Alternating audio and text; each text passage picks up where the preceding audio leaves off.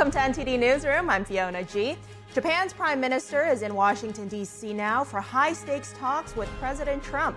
The two discuss defense and the economy. President Trump launches a White House faith office to protect Christians, and he's signing more executive orders this afternoon. Young members of DOGE face threats after they're exposed on social media. The U.S. Attorney for Washington, D.C. vows to investigate. House Speaker Mike Johnson meets with Israeli Prime Minister Benjamin Netanyahu. More on why Netanyahu is now thanking the U.S. The Senate confirms Russell Vought as President Trump's budget chief. More on what the Office of Management and Budget will look like as the president shakes up the federal government. Lions, tigers, and a bear, oh my! From roaring lions to picky predators, which animal oracle has the winning Super Bowl pick?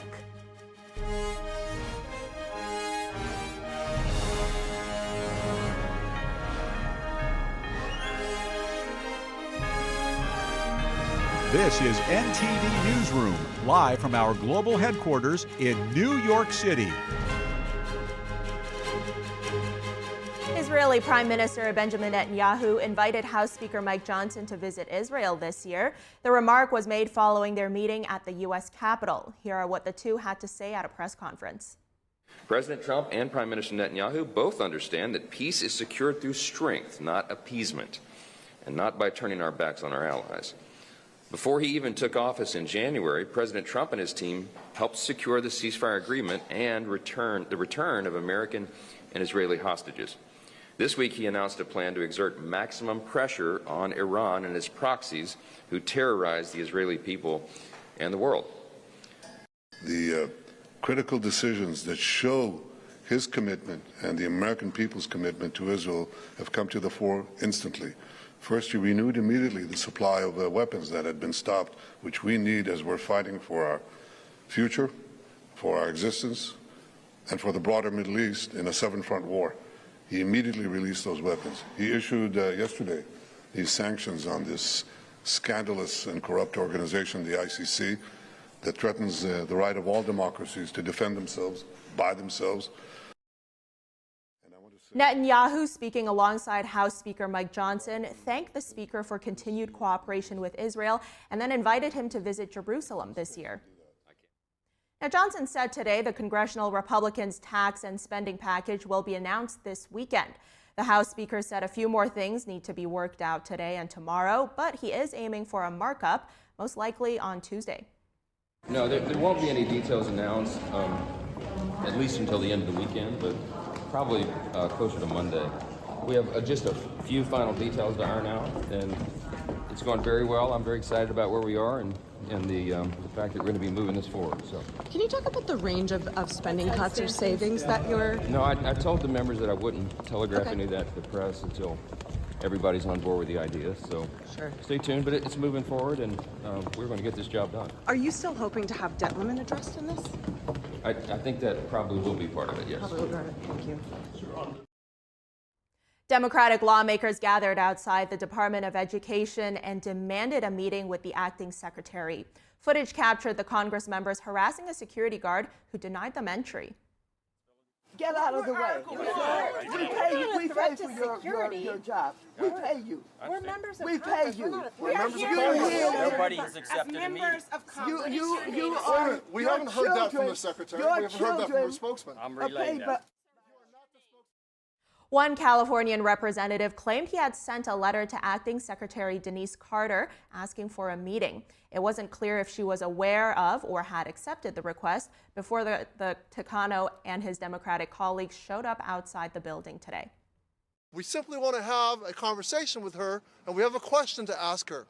Acting Secretary Denise Carter, will you stand up to a would-be king who thinks that he can dismantle the Department of Education without congressional concurrence? He must go through the U.S. Congress to take apart a department that was established in law. The Trump administration will keep 611 essential workers on board at USAID. This comes as President Trump plans to dismantle the foreign aid agency. According to a notice sent to workers late last night, USAID's staff cuts will take effect today at midnight. The agency has a total of more than 10,000 workers worldwide. A lawsuit filed yesterday seeks to reverse Trump's dismantling of the agency. It's asking the court to restore USAID's funding, reopen its offices, and block further orders to dissolve it. The U.S. Attorney for the District of Columbia says those responsible for releasing the identities of Department of Government Efficiency employees on X could be prosecuted. The investigation comes after DOGE head Elon Musk posted a screenshot of threats against employees. Ed Martin Jr. posted an image of his letter responding to Musk on the social media platform today. Martin wrote that his office would, quote, chase them to the end of the earth to hold them accountable. His letter to Musk follows another post he made on February 3rd, in which he said, quote, we will not tolerate threats against DOGE workers or law-breaking by the disgruntled. A coalition of 14 state attorneys general say they will file a lawsuit against the Department of Government Efficiency. This comes after labor unions filed a similar lawsuit on Wednesday. The coalition said the department, also known as DOGE, has no actual authority to access federal government systems. It said the systems contain Americans' personal data, state bank account data, and some of the country's most sensitive data. The coalition said, quote, this level of access for unauthorized individuals is unlawful, unprecedented, and unacceptable. Treasury Secretary Scott Bessent granted DOGE access to the Treasury's payment system after Trump took office. DOGE has been tasked with reviewing agencies for potential downsizing and termination to reduce federal spending and boost government efficiency. And birthright citizenship is in the courts today. A federal judge in Boston is set to hear arguments on whether to block President Trump's order to end it for children of illegal immigrants. The challenge was brought by 18 state attorneys general and 2 cities. It argues the order is unconstitutional. Judges in Seattle and Maryland have already halted it. Now, the 14th Amendment states that all persons born or naturalized in the United States and subject to the jurisdiction thereof are citizens of the U.S. The Trump administration argues that children of illegal immigrants are not subject to the jurisdiction of the United States and therefore are not entitled to citizenship. Now, are you more used to drinking from a plastic straw or from a paper straw? President Trump will be signing an executive order to end federal support for paper straws. The president posted on Truth Social today, quote, I will be signing an executive order next week ending the ridiculous Biden push for paper straws, which don't work. Back to plastic. Late last year, former President Joe Biden announced a national strategy to end government dependency on single-use plastics. Trump's plan is part of his broader push to reverse Biden's environmental regulations. And the president has also outlined his tax agenda. He met with Republican lawmakers at the White House yesterday. White House Press Secretary Caroline Leavitt breaks down the key provisions. No tax on tips, which is obviously a very public campaign promise that the president made. No tax on seniors' Social Security. No tax on overtime pay. Renewing President Trump's 2017 middle-class tax cuts. Again, these are the president's priorities. Adjusting the SALT cap, eliminate all the special tax breaks for billionaire sports team owners, close the carried interest tax deduction loophole, tax cuts for Made in America products. This will be the largest tax cut in history for middle-class working Americans. The president is pushing tax incentives for U.S.-made products. He also wants changes to the state and local tax deduction cap, a priority for Republicans in high-tax states. Meanwhile, GOP lawmakers remain divided on strategy. They're debating whether to combine tax cuts with border security measures or to pass them all separately. Trump is urging quick action, saying he'll sign the bill as soon as Congress sends it to his desk. Republicans will need near total party unity in order to advance Trump's tax cuts and immigration policies, given the GOP's narrow majorities in both the House and Senate. Joining us now live to discuss these tax cuts is Pete Sepp, president of the National Taxpayers Union. Pete, thank you for joining us. Press Secretary Caroline Leavitt, we heard her describing this plan as the largest tax cut in history for middle-class working Americans. How do you see Trump's current plan, especially in comparison to his actions from his first term? Well, it's certainly a good place to start to renew the best pro-growth elements of the 2017 law that President Trump signed. Those include the child tax credit, the rate reductions, the corporate tax rate reduction, full and immediate expensing for businesses. That's a real time saver, saves a lot of record keeping headaches. These are important priorities that need to be put front and center for the American people. The so-called reconciliation process, which sets revenue and spending levels and allows Congress to proceed with the details of these tax cuts, needs to happen soon. And we think it would be a mistake to try and separate out a lot of issues and have two reconciliation bills. We need the one big, beautiful package that the president had described earlier in order to move these priorities forward. Otherwise, we're going to get bogged down with a lot of distractions. Absolutely. Talking about the trickle-down effect of these policies here, right? There's eliminating taxes on tips, overtime pay, Social Security benefits. Just how much of an impact can everyday Americans see in their day-to-day lives if these cuts are implemented?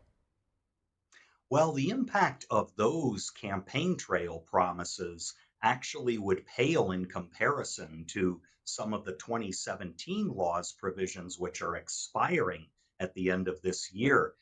For example, exempting tip income sets up all kinds of administrative problems, and we're probably better off actually cutting rates on individuals a little further or increasing the child tax credit so families that depend on gratuities for some of their income at work can actually get tax relief that way than setting up another complex system that could be very difficult to enforce. Now, when it comes to Social Security, well, it's never been smart to tax benefits that you're already taxed for in the first place, but maybe a middle ground there is to set up a system where as you make more money in retirement, you get a little less in Social Security benefits. After all, that whole system threatens to go belly up about a decade or so from now. We need to be thinking about how to save Social Security for the vast majority of Americans, and maybe having some sensible limits on those benefits would help to do that. Right. And what about for small businesses? What kind of tax incentives for U.S. made products that Trump is proposing? How could they benefit small businesses? They could certainly benefit small businesses because we need to stop thinking about massive, large corporations as being the sole beneficiaries, for example, of a lower corporate tax rate or this full and immediate expensing provision. The truth is that small businesses are often the biggest part of the large businesses' supply chains. They're the subcontractors and others who supply the materials and the technical know-how to some of America's largest corporations. They need to benefit from tax relief too. Absolutely. Small businesses really are the backbone of the U.S. Pete, I want to ask you about Trump reportedly also wanting to adjust the state and local tax deduction cap. Tell us more about that. Well, the state and local tax deduction, also called SALT, was limited in the 2017 law that the president signed to $10,000. You could only deduct that much. Well, that's prompted a backlash from some blue state Republicans saying it should be way higher, maybe $200,000. Well, that would be ridiculous for a number of reasons. You're giving away tax relief to very wealthy households, even as you're struggling to provide ways forward to make tax rates lower for everybody. And besides, in those blue states, the taxpayers living there, even though they had this cap on SALT, got to reduce their taxes other ways, lower rates, plus 5 million taxpayers, mostly living in blue states, were paying this dreaded alternative minimum tax, a whole complex parallel tax system. The 2017 law dramatically reduced the number of people subject to that tax. Those are benefits that we should be touting and saying we need to preserve those rather than raising a cap on state and local taxes that would effectively reward tax hikers in those blue states. Right, Pete, looking back for a second to larger companies or the billionaires in the countries. The president has also said that he wants to close this carried interest loophole. Now, tell us more about that and how this compares exactly to similar past efforts to change tax loopholes. Carried interest is one of those perennial so-called pay-fors in tax relief bills. In fact, Democrats have proposed doing this a number of times, sometimes in multiple instances on the same bill, counting the revenues that would supposedly come in 2 or 3 times. This is not the way to provide good tax relief across the board by singling out one category of American business and saying suddenly you have to pay more. Better to focus on things that benefit all businesses. And even if we're talking about ways to offset the revenue impact, by reducing rates and perhaps clawing back certain deductions, it needs to be done in a fair and broad-based manner. That's why the limit on salt, for example, was so successful. Right. Before we go here, I want to ask you this. The president, we've heard him many times say that he'll use tariffs to offset the costs of tax cuts. Now, of course, we've seen criticism of this. We've seen support of this. How do you see this proposal? Using tariffs to offset tax cuts is simply robbing Peter to pay Paul. If you levy a tariff, it's not the other country paying it. It's the consumers in our country, the businesses in our country who need raw materials from abroad, the workers in our country at those businesses that end up getting idled. What you're doing is essentially placing that tax, which could be several $1,000s per household, depending on which countries are targeted and how high the rates are. And that just totally offsets the $2,000 or more in tax relief that extending the 2017 law would provide. So why do that? Absolutely. Well, we'll see what comes out of the Republicans' reconciliation bill. Pete Sepp, president of the National Taxpayers Union, thank you. My pleasure. Coming up, soon President Donald Trump will be holding a joint conference with the Japanese Prime Minister, and the wreckage of the Black Hawk helicopter has been recovered from the Potomac River. This after it collided in midair with a passenger jet last month. We'll have an update on the ongoing investigation, so stay tuned.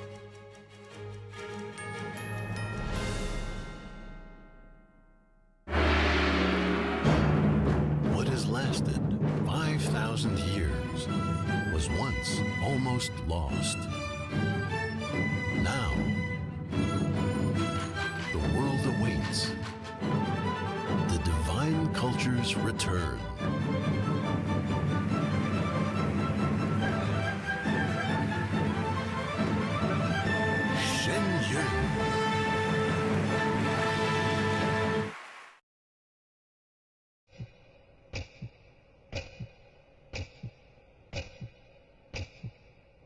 بیست و سه سال 16 سال عمري ما هفت اما داعش کردیان برانبر خشک و دایکانی ازدی ما کاری که دور لهمو چمت دموکراسی و موافقانی مرو و انسانیت او بارودوخی که است های به تایبت لعراق و سوریا بشه که دگرت با و حالانه که اداره اوباما کرد ریم بو او هفت روز بو و داعش از کرد تامبوم كرا قوتينيز قريا بما متشكر بهر فيدان نبو باوان رحم نبو ودمنا سؤالان من خادران نزل باوان نفستم بس نا وانا قوبس ناش بجوش باش. They would literally be auctioned in front of soldiers, and then the soldiers begin to bid. زارود وان همو جيبرم تي حملي زارود الدم واسسي وان همو جيبرم وحشیگریه که توا عیاره ظلمی که یک جار زور گوره لما افرطانه کرده و تعدایی که زور زوریان لیده کرده اما نه روزانه دست فروشیده کرده. اليوم التوزيع كلنا نصيب.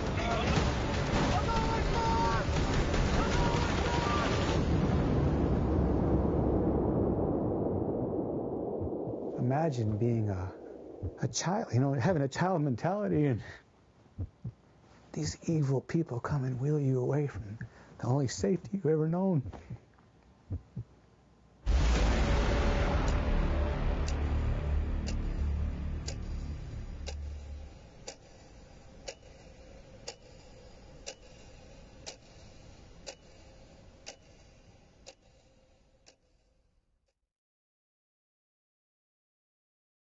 When I was in foster care, I never knew when I would have to move, so I always had my suitcase ready to go. Then one day, I was adopted. My new parents opened their hearts and home to me. My parents cook my favorite breakfast for me every morning. My parents take me on trips I never thought I would go on. They gave me a home and an even better reason to use that suitcase. My parents aren't perfect, but they're perfect for me.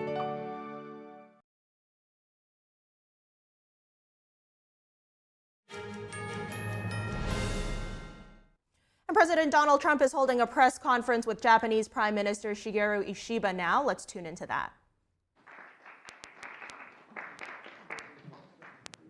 Okay, thank you. Oh.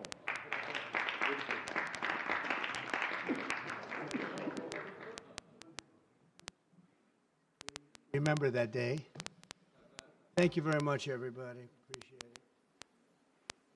I'm delighted to welcome Japanese Prime Minister Ishiba Shigeru to the White House for the first time. And Prime Minister, it's an honor to have you with us, a great honor. Japan is a great country. Thank you very much. Japan is strong and proud. It's a nation that is home to one of the great civilizations in the history of the world. For nearly 80 years, the American-Japanese people have enjoyed a friendship like few others. We've had a great friendship across the vast ocean, and found ourselves united by bonds of history, commerce, culture, mutual admiration, and great respect.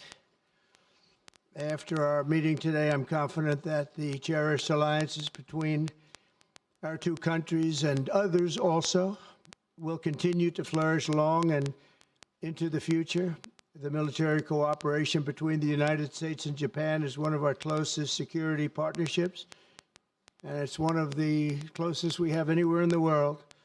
Our service members work together every day to defend our common interests. Japan is committed to double its defense spending by 2027 compared to my first term. They've invested a lot of money because of my first term. We worked on that very hard with Shinzo, the great Shinzo Abe. And we look forward to seeing even more so. Shinzo and I worked very, very long and hard, and those numbers are very reflective after my first term. And now they're going up very substantially based on our conversations today. In addition to being vital for our shared security, Japan is one of the top purchasers of U.S. military exports and equipment. And I'm pleased to say that this week my administration approved nearly $1 billion in foreign military sales to Tokyo. The United States is totally committed to the security of Japan. We will extend the full strength of American deterrence capabilities in defense of our friend and ally, 100%. In the years to come, the Prime Minister and I will be working closely together to maintain peace and security, and I also say peace through strength, and all over the Indo-Pacific. And to that end, we also remain committed to the effort I began in my first term to ensure safety and stability on the Korean Peninsula.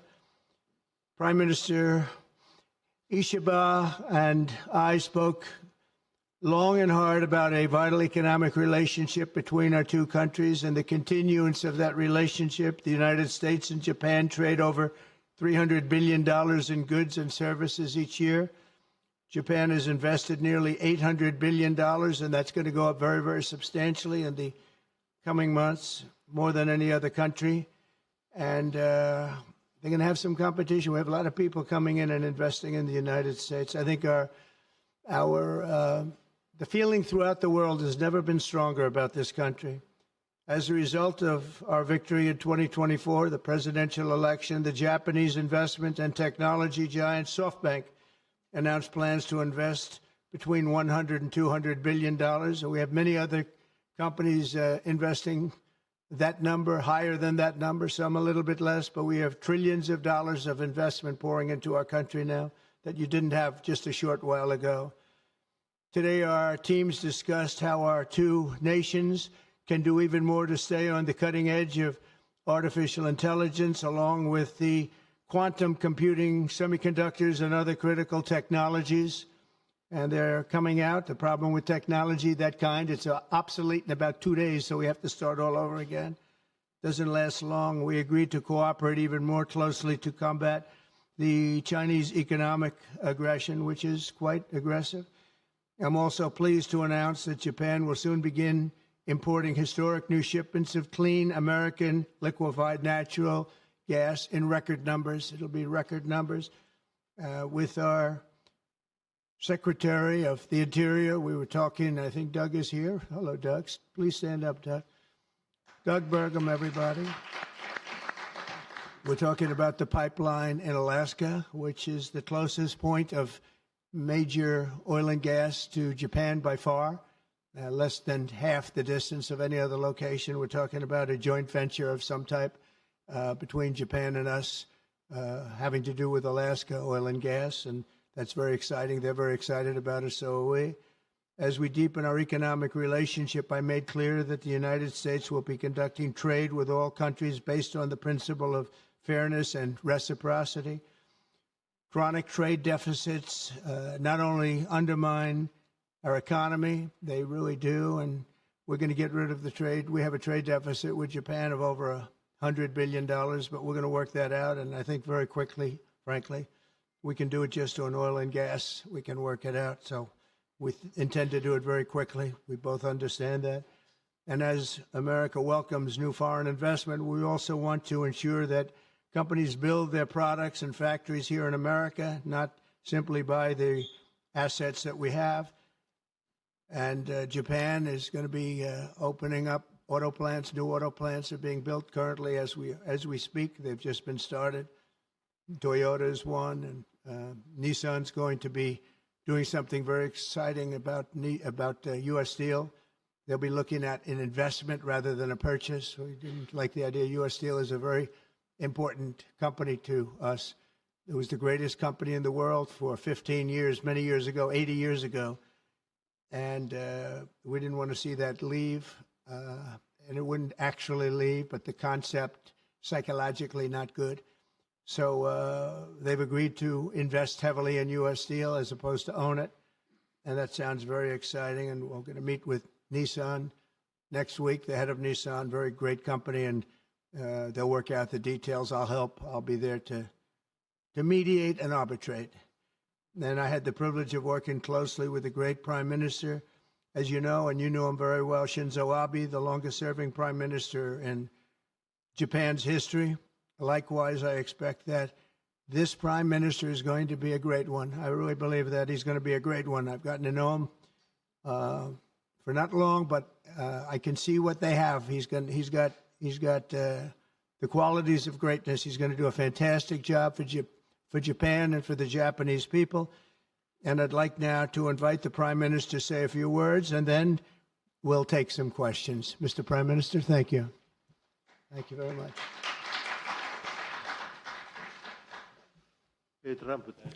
Mr. President Trump, I would like to sincerely thank you for inviting me to the White House today, immediately following your inauguration. I also thank you for your very warm hospitality. I have come to Washington, D.C. with the hope of having a face-to-face meeting and deepening our mutual understanding at this early date with President Trump, who is now leading the United States, the most important country for Japan's diplomacy and security, and aligning our perspectives and visions that Japan and the United States should pursue. What should we do to advance the national interests of both of our countries in synergy and to realize peace and prosperity in the Indo-Pacific? I am convinced that the answer lies in further strengthening the strong and unwavering Japan-U.S. alliance to achieve a free and open Indo-Pacific. President and I concurred to strengthen the deterrence and response capabilities of the alliance and to work closely in addressing strategic challenges that both countries are facing in this region. I conveyed to the President that Japan, as an ally of the United States, is ready to share responsibilities and to play its own role. I also reiterated Japan's unwavering commitment to fundamentally reinforcing its defense capabilities, and we confirmed the unwavering commitment by the United States to the defense of Japan.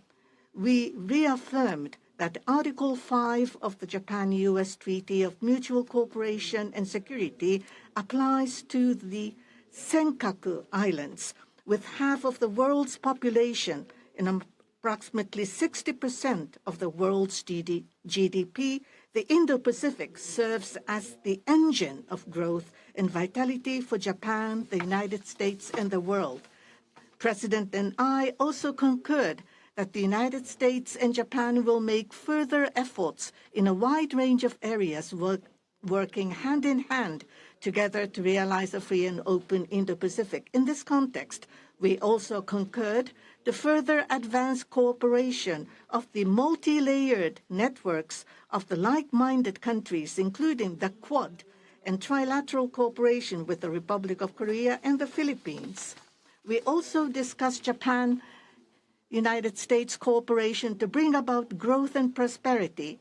Economic cooperation, including on economic security, is important from the perspective of strengthening alliance cooperation. Japan is the closest economic partner of the United States and has been the world's largest investor in the United States for 5 consecutive years.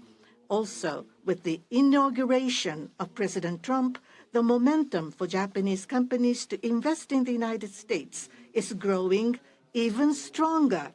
Today, I conveyed my willingness to cooperate together to elevate Japan's investment in the United States to an unprecedented amount of $1 trillion. President Trump and myself also concurred to elevate the Japan-U.S. partnership to an even higher level through improving business environment and increasing bilateral investment and employment, strengthening each other's industries, leading the world in developing advanced technologies such as AI and leading-edge semiconductors, and strongly promoting efforts to harness the energy of the growing market in the Indo-Pacific region. We also confirmed that we will cooperate to strengthen energy security between the two countries, including increasing exports of United States liquefied natural gas to Japan in a mutually beneficial manner. Regarding foreign exchange, as in the first Trump administration, close discussions will continue between Japanese and the U.S. finance ministers, who are experts in this field. We also held candid discussions on challenges the Indo-Pacific region is facing. We confirmed that we are resolved not to allow unilateral attempts to change the status quo by force or coercion, and to oppose such attempts in the East and South China Seas in order to fully defend a free and open Indo-Pacific.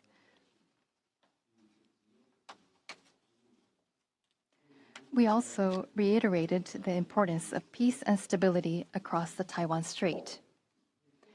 Regarding North Korea, we affirmed the need to address its nuclear and missile program, which poses a serious threat to Japan, the U.S., and beyond, and that Japan and the U.S. will work together toward the complete denuclearization of North Korea.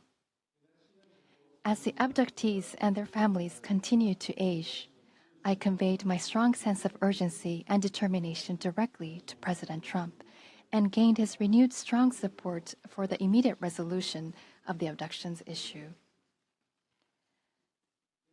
While this was my first face-to-face meeting with President Trump, we were able to openly and frankly exchange views, and our meeting turned out to be very productive and meaningful. As a result of today's meeting, which marked a new departure for the Japan-U.S. relations, we are issuing a Japan-U.S. Joint Leader Statement. This document will serve as a compass for further cooperation between our two countries. On the basis of these deliverables, I look forward to working together with President Trump, who I respect immensely, to usher in a new golden age of Japan-U.S. relations. I look forward to welcoming you to Japan. And I'm very excited about that prospect. Thank you, Mr. President. Thank you very much. Thank you. Any questions, please?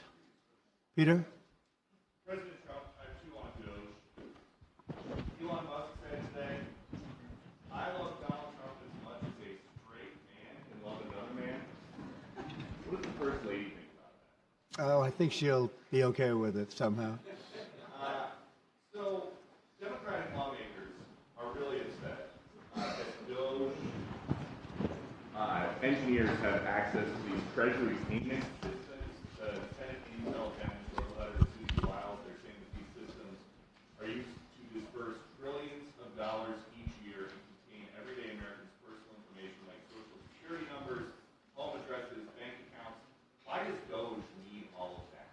Well, it doesn't, but they get it very easily. I mean, we don't have very good security in our country, and they get it very easily. And what we're doing, if you look at what has just taken place with respect to some of the investments that have been made on another agency that people have been talking about for years, but nobody did anything about it, it's absolutely obscene, dangerous, bad, very costly. I mean, virtually every investment made is a con job. There's nothing of value to anybody unless there's a kickback scheme going on, which is possible. And we're going to be doing more and more of that. We're going to be looking at Department of Education. We're going to be looking at even our military. We're going to be looking at tremendous amounts of money, Peter, being spent on things that bear no relationship to anything and have no value. We're talking about trillions of dollars. It will be, in the end, trillions of dollars being absolutely wasted, and perhaps illegally. I would say certainly in many cases illegally, but perhaps illegally overall. And I'm very proud of the job that this group of young people, generally young people, but very smart people, they're doing. They're doing it at my insistence. It would be a lot easier not to do it, but we have to take some of these things apart to find the corruption. And we found tremendous corruption. You mentioned the Department of Education. What do you think when you saw Democratic lawmakers trying to get into the Department of Education earlier today? Oh, I see the same ones. I see Maxine Waters, a lowlife. I see, you know, all these people. They don't love our country. They don't love our country. We want great education. So they rank 40 countries in education. We're ranked dead last. But the good news is we're number one in one category. You know what that is? Cost per pupil. We spend more per pupil than any other country in the world. You look at Norway, Denmark, Sweden, various countries all up and down, Finland, China does very well in education. And then you look at us. We spend much more money than they do per pupil or any other way, but we spend much more money than they do, and yet we're ranked this year, Biden's last year, congratulations, Joe, we're ranked dead last. So what I want to see is education. Number one, I like choice. We all like choice. But beyond choice, long beyond choice, I want to see it go back to the states where great states that do so well have no debt. They're operated brilliantly. They'll be as good as Norway or Denmark or Sweden or any of the other highly ranked countries. They'll be, you probably have 35 to 38 states will be right at the top. And the rest will come along. They'll have to come along competitively. And by the way, we'll be spending a lot less money and we'll have great education. Talks about the cutting effort. One of the DOGE engineers was fired for some inappropriate posts. The vice president says, bring him back. What do you say? Well, I don't know about the particular thing, but if the vice president said that, did you say that? I'm with the vice president. Thank you, Peter. Yeah, go ahead, please. Yes, red dress. President, just how strong do you want Japan's military to be? And do you specifically hope that their increased military spending will deter China and North Korea? What did you talk about that today? Well, I want our military to be the strongest. I also don't mind spending so much money on the military because we build it here. It's made in the USA, all made in the USA. We have, I rebuilt our military during my first term. Did a great job. We left some of it behind in Afghanistan, stupidly. There was no reason for that, but it was still as much as it was. It was billions and billions of dollars, but it was a small part of it. But we're going to have the strongest military by far. We have great people. I want to congratulate Pete Hegseth for having gone through the gauntlet. He went through a lot, but he got through, and he's going to be a tremendous, I have no doubt he's going to be a tremendous leader. And other of the leaders sitting here, they're in their own fields. We're going to do something very, very, very great, and we expect great things. But I expect the strongest military by far in the world, far stronger than China, far stronger than anybody, and that's the way it is. Thank you very much. Would you like to ask a question, please? Go ahead. Thank you, Mr. President. Thank you. This is Hiramoto from Nippon Television. My question, let me ask two quick questions. Sure. First, this is the first meeting between Mr. President and Prime Minister Ishiba. So what kind of impression do you have on him? And number two, do you have an idea or do you have a plan to impose tariff against Japan so far? Thank you. I think that he is going to be a great prime minister. I think he's a very strong man, very, very strong. I have great respect for him. I've known him for a long time through a reputation. Shinzo Abe thought the world of him, and I think he's going to do a fantastic job as prime minister. A very strong person. I wish he wasn't so strong. I wish he was a little bit weaker than that, but that's what I got. I have to get strong guys all the time. He's going to be a great prime minister. I also, in terms of tariffs, I mean, we're going to have tariffs, mostly reciprocal tariffs, where we go with, and I'm going to be probably meeting on that Monday or Tuesday, have an announcement, probably a news conference, but probably reciprocal tariffs where a country pays so much or charges us so much, and we do the same. So very reciprocal, because I think that's the only fair way to do it. That way, nobody's hurt. They charge us, we charge them. It's the same thing. And I seem to be going in that line as opposed to a flat fee tariff. Okay? Yes, go, please. Please, go ahead. Why don't you go ahead?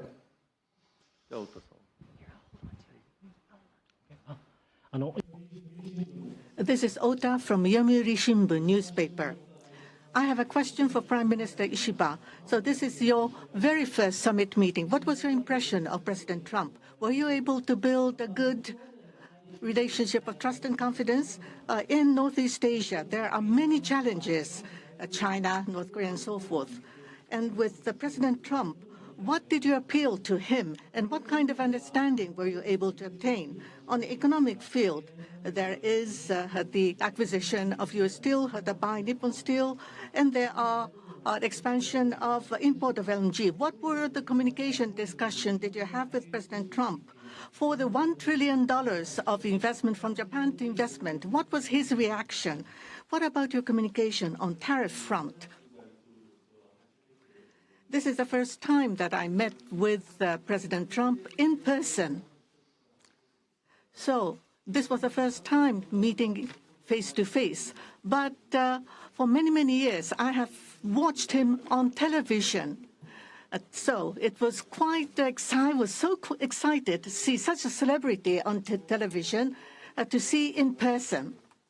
On television, he is frightening. And he has a very strong personality.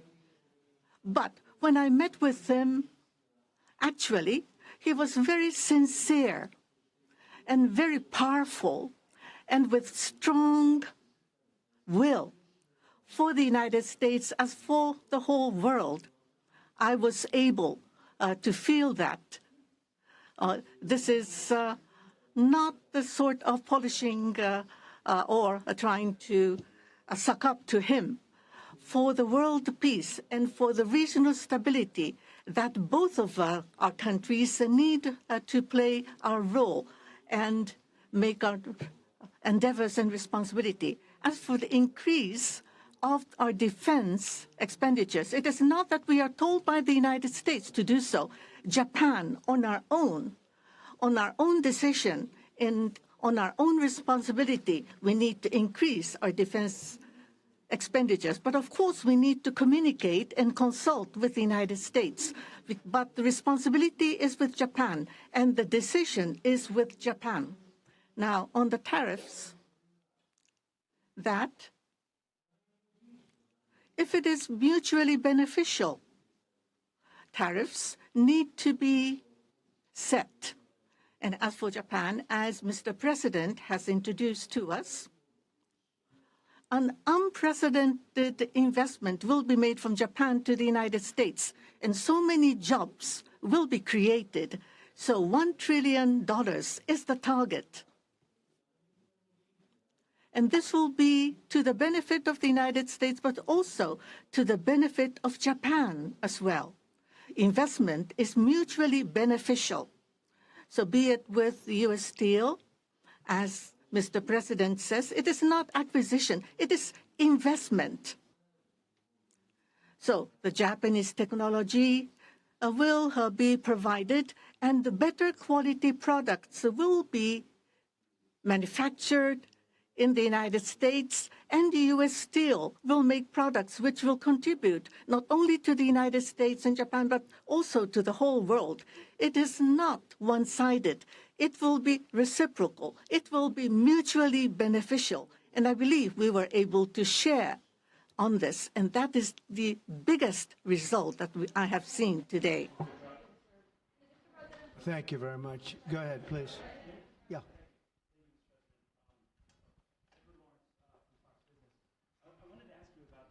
U.S. Steel deal. So you're saying that is this a restructuring of the deal that's happening, and then will you approve? They're doing it as an investment, no longer a purchase. Okay. I didn't want it purchased, but investment I love. And they're going to do a big investment, subject to getting the deal done. And that's they'll be something doing you a would big. approve, where the US, I'm okay with that, sure.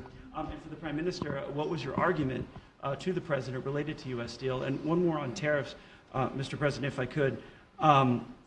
You said on tariffs that you'd like them to be reciprocal, back and forth. What was the reception from the Japanese Prime Minister when you said that, or when you talked about it? Well, we didn't discuss tariffs too much. We really discussed many other things, including the pipeline in Alaska, which I think is going to be maybe the most exciting thing with Doug and Chris. We discussed that at length, the pipeline. I mean, it seemed to be of great interest to them. It's we have potentially more oil and gas than in Saudi Arabia, just in Alaska. We have the most of any country in the world. It's a big asset for the United States, but we haven't used it.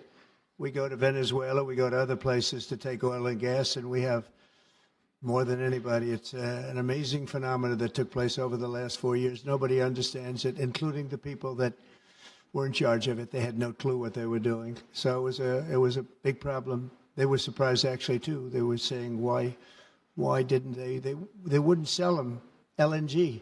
They wouldn't sell it. Japan wanted to buy LNG, and Biden wouldn't sell it. And I'm trying to figure that one out. Maybe it was the environment. You might answer that question. He's curious about that himself, I think. Thank you very much. If you want to answer that, you may, about LNG, that the United States wouldn't sell you LNG.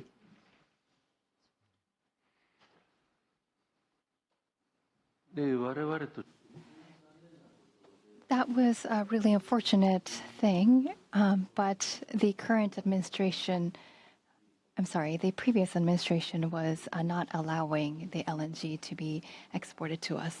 I believe that President Trump, on the day of his inauguration, allowed us to resume this importing. I think this is something that is really wonderful for us. And as the country of Japan, we are interested in importing not just LNG, but also bioethanol, ammonia, and other resources at a stable price, a reasonable price from the United States. And we also want to improve the trade deficit that the U.S. has towards Japan. So if we are able to buy those at a stable and reasonable price, I think it would be a wonderful situation. And for that, I am very appreciative to President Trump. And we also look forward to LNG and hope that it's a success. I want to just say that on the ethanol, Iowa is going to be very happy. All of the Nebraska, all of our farm states are going to be very happy. They want ethanol, and we'll be able to provide it. So our farmers, who I like and they like me, I think they're going to be very, very happy. We've opened the sale of LNG immediately. Actually, we did it a few days ago. And China, right now, not only China, everybody wants to buy it. We have more than anybody, and they're all buying it. But Japan in particular, we're very happy that they're going to start immediately, and we can supply it to the world, but we're supplying it to Japan, and they can always be right up in the front of the line. Yeah, go ahead, please. Go ahead. Thank you so much. And Mr. Prime Minister, I have a question for you as well, but Mr. President, I'll start with you. Well, quickly to follow up on what Peter was asking, have you directed Elon Musk to review Pentagon spending, given it's the biggest discretionary spending Yes, in I the have federal Pentagon, budget? education, just about everything. We're going to go through everything, just as it was so bad with what we just went through with this horrible situation we just went through. And I guess 97% of the people have been dismissed. It was very, very unfortunate. You're not going to find anything like that, but you're going to find a lot. And I've instructed him to go check out education, to check out the Pentagon, which is the military. And, sadly, you'll find some things that are pretty bad. But I don't think proportionally you're going to see anything like we just saw.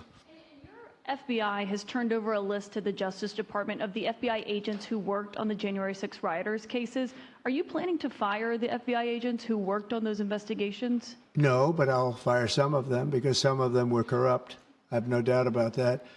I got to know a lot about that business, that world. I got to know a lot about that world, and we had some corrupt agents, and those people are gone, or they will be gone, and it'll be done quickly and very surgically. Did you have a question for the Prime Minister? Talk up. Are those the ones who worked on the January 6th? I don't know. I know we have some that are very corrupt and we don't like it.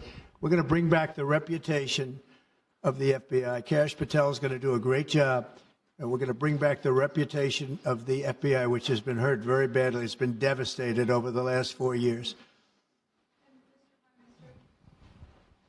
You have just been meeting for the first time with President Trump. The last administration famously did not have hardly any, if at all, contact with North Korea. President Trump certainly did the last time he was in office. Would you like to see him resume that contact and also that in-person meeting that he had with the North Korean leader, Kim Jong-un?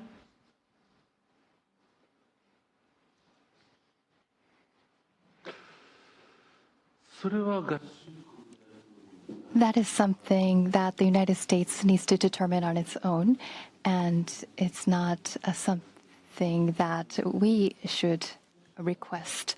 Having said that, but for example, in Vietnam or Singapore, the President of the United States, President Trump, was able to meet with Kim Jong-un. I think that's a very positive development.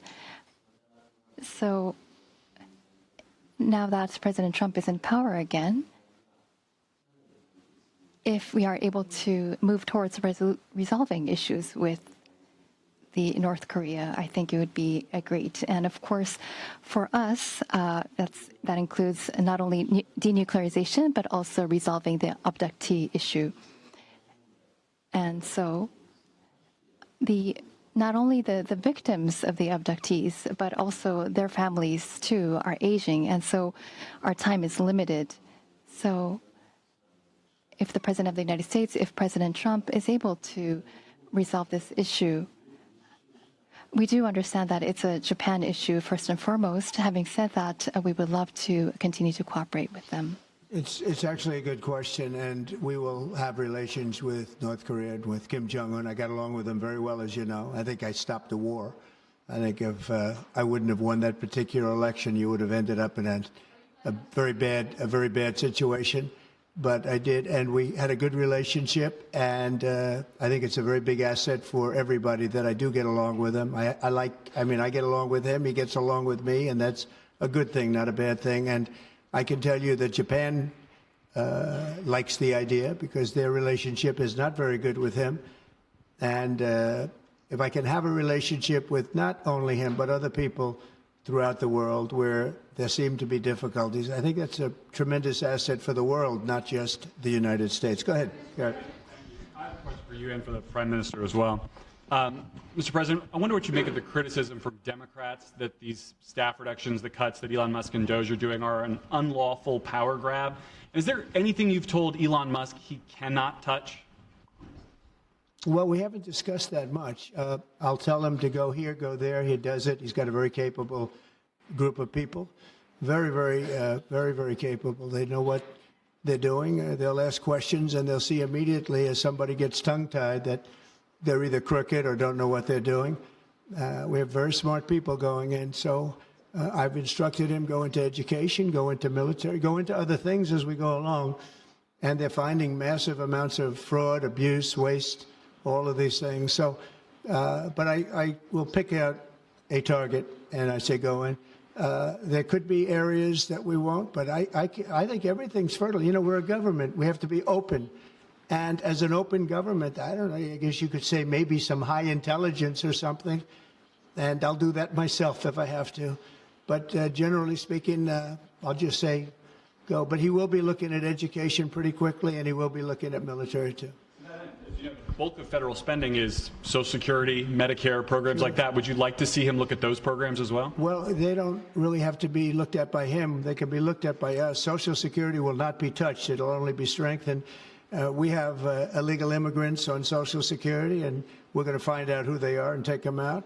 We have illegal immigrants in other Medicare. We found a lot of bad people, a lot of people that shouldn't be on, that were put on through California. A lot of them come out of California.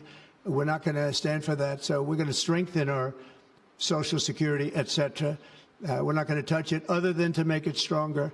But we have people that shouldn't be on, and those people we have to weed out. Most of them, or many of them so far, have been illegal immigrants. They shouldn't even be in the country. Do you have a question for the Prime Minister? I do. Mr. Prime Minister, the President's affinity for tariffs is well known. If the U.S. places tariffs on Japanese imports, would Japan retaliate?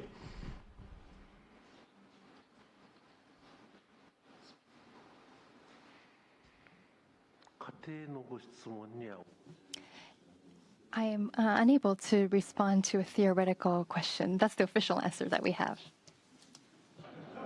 That's a very good answer. Very good answer. Wow. That's very good. He knows what he's doing. Thank you very much, everybody. Thank you. Thank you.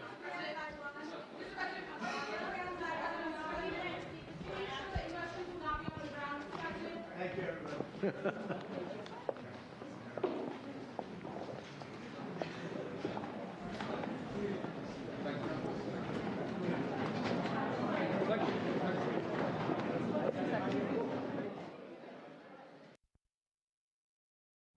All right, and that there is President Donald Trump and Japanese Prime Minister Shigeru Ishiba holding a press conference just then, answered a lot of questions.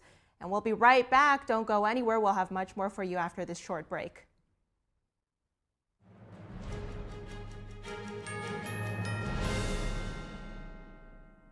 As we naturally age, many people are getting zero amount of this incredible and unique substance. That's when we start seeing an impact in our joints, skin, nails, and even our digestion. People ask me, Dr. X, what is the #1 supplement I should be taking? My answer is multi-collagen protein. People's reactions to me, people were like, what are you doing? What is going on? You look amazing. You have a glow about you. What makes Ancient Nutrition Multi-Collagen stand out from other brands? 10 types of collagen. It's grass-fed, pasture-raised with vitamin C and probiotics. It's proven to reduce joint discomfort rapidly, continuously, and persistently. It improves the appearance of crow's feet after 4 weeks and improves skin tone after 8 weeks. And it promotes hair thickness, growth, and a reduction in hair breakage. It has transformed everything from my hair. Like, my hair was starting to kind of just, come out, and I don't have that anymore. My skin feels amazing.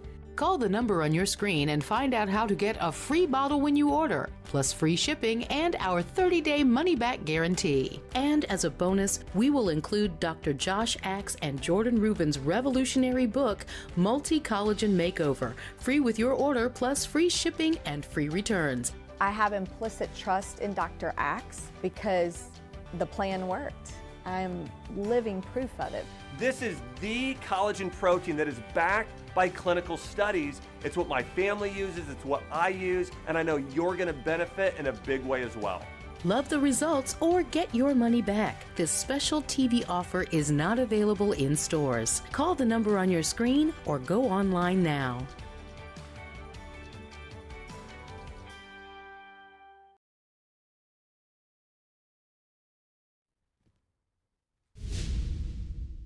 Welcome to NTD Newsroom. I'm Fiona G. President Trump welcomes the Japanese Prime Minister to the White House, what the two leaders are now agreeing on. Young members of DOGE face threats after they're exposed on social media. The U.S. Attorney for Washington, D.C. vows to investigate. The search for the plane missing in Alaska carrying 10 passengers continues. The airline says the plane lost radio contact 10 minutes before landing. It's been 1 month since the devastating fires tore through LA County. Thousands of residents are still facing a lengthy recovery journey.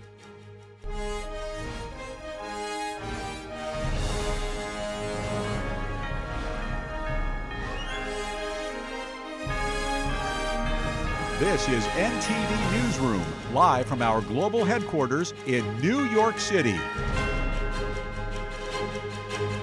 President Trump welcomed Japanese Prime Minister Shigeru Ishiba to the White House today. The president is announcing more economic cooperation with Japan, as well as Japanese investments here in the U.S. Today, our teams discussed how our two nations can do even more to stay on the cutting edge of artificial intelligence, along with the quantum computing, semiconductors, and other critical technologies. And they're coming out. The problem with technology, that kind, it's obsolete in about 2 days, so we have to start all over again. Doesn't last long. We agreed to cooperate even more closely to combat the Chinese economic aggression, which is quite aggressive. I'm also pleased to announce that Japan will soon begin importing historic new shipments of clean American liquefied natural gas in record numbers. We're talking about the pipeline in Alaska, which is the closest point of major oil and gas to Japan by far, less than half the distance of any other location. We're talking about a joint venture of some type between Japan and us, having to do with Alaska oil and gas, and that's very exciting. They're very excited about it, so are we. As we deepen our economic relationship, I made clear that the United States will be conducting trade with all countries based on the principle of fairness and reciprocity. We both understand that. And as America welcomes new foreign investment, we also want to ensure that companies build their products and factories here in America, not simply buy the assets that we have. And Japan is going to be opening up auto plants. New auto plants are being built currently as we speak. They've just been started. Toyota is one, and Nissan's going to be doing something very exciting about U.S. Steel. They'll be looking at an investment rather than a purchase. We didn't like the idea. U.S. Steel is a very important company to us. It was the greatest company in the world for 15 years, many years ago, 80 years ago. And we didn't want to see that leave, and it wouldn't actually leave, but the concept, psychologically not good. So they've agreed to invest heavily in U.S. Steel as opposed to own it, and that sounds very exciting. And Trump said he would work to cut America's trade deficit with Japan, which is currently at $68 billion. He said he and the Prime Minister also discussed tensions on the Korean Peninsula. Trump praised the close alliance with Japan and said the two countries will work to maintain peace through strength in the Indo-Pacific. During the Oval Office meeting with Ishiba earlier, Trump also took reporter questions on Gaza and Ukraine. It's been very well received, where basically the United States would view it as a real estate transaction where we'll be an investor in that part of the world. and no rush to do anything. We wouldn't need anybody there. It would be supplied and given to us by Israel. They'll watch it in terms of security. We're not talking about boots in the ground or anything, but I think the fact that we're there, that we have an investment there, I think would go a long way to creating peace. We don't want to see everybody move back and then move out in 10 years. This has been going on for 50 years, much more than that. Regarding Ukraine, Trump said he will probably meet with Ukrainian President Volodymyr Zelensky next week and may also speak with Russian President Vladimir Putin to end the war. Trump also said he would announce reciprocal tariffs on a number of countries next week. And India's prime minister is set to visit President Trump next week. The announced visit comes after a plane carrying around 100 Indian nationals who were deported from the U.S. landed in India. Prime Minister Modi will become one of the first world leaders to visit the White House during President Trump's second term. Modi and Trump were on good terms during Trump's first administration. They held a call last week where they discussed illegal immigration and other topics. The Trump administration has so far not targeted India for any tariffs, but Trump has accused India of excessive tariffs on U.S. goods and has threatened to do the same to Indian goods here in the U.S. Last week, the Indian Foreign Ministry said the two countries are working to strengthen ties. Israeli Prime Minister Benjamin Netanyahu invited House Speaker Mike Johnson to visit Israel this year. The remark was made following their meeting at the U.S. Capitol, and here's what the two had to say at a press conference. President Trump and Prime Minister Netanyahu both understand that peace is secured through strength, not appeasement, and not by turning our backs on our allies. Before he even took office in January, President Trump and his team helped secure the ceasefire agreement and the return of American and Israeli hostages. This week, he announced a plan to exert maximum pressure on Iran and its proxies who terrorize the Israeli people and the world. The critical decisions that show his commitment and the American people's commitment to Israel have come to the fore instantly. First, he renewed immediately the supply of weapons that had been stopped, which we need as we're fighting for our future, for our existence, and for the broader Middle East in a seven-front war. He immediately released those weapons. He issued yesterday these sanctions on this scandalous and corrupt organization, the ICC, that threatens the right of all democracies to defend themselves by themselves. Netanyahu, speaking alongside House Speaker Mike Johnson, thanked the speaker for continued cooperation with Israel and then invited him to Jerusalem this year. Moving on, Johnson said today the congressional Republicans' tax and spending package will be announced this weekend. The House Speaker said a few more things need to be worked out today and tomorrow, but he's aiming for a markup most likely on Tuesday. No, there won't be any details announced, at least until the end of the weekend, but probably closer to Monday. We have just a few final details to iron out, and it's going very well. I'm very excited about where we are and the fact that we're going to be moving this forward. So, can you talk about the range of spending cuts or savings that you're... No, I told the members that I wouldn't telegraph any of that to the press until everybody's on board with the idea. So sure. Stay tuned, but it's moving forward, and we're going to get this job done. Are you still hoping to have debt limit addressed in this? I think that probably will be part of it, yes. Probably will be part of it. Thank you. Democratic lawmakers gathered outside the Department of Education and demanded a meeting with the acting secretary.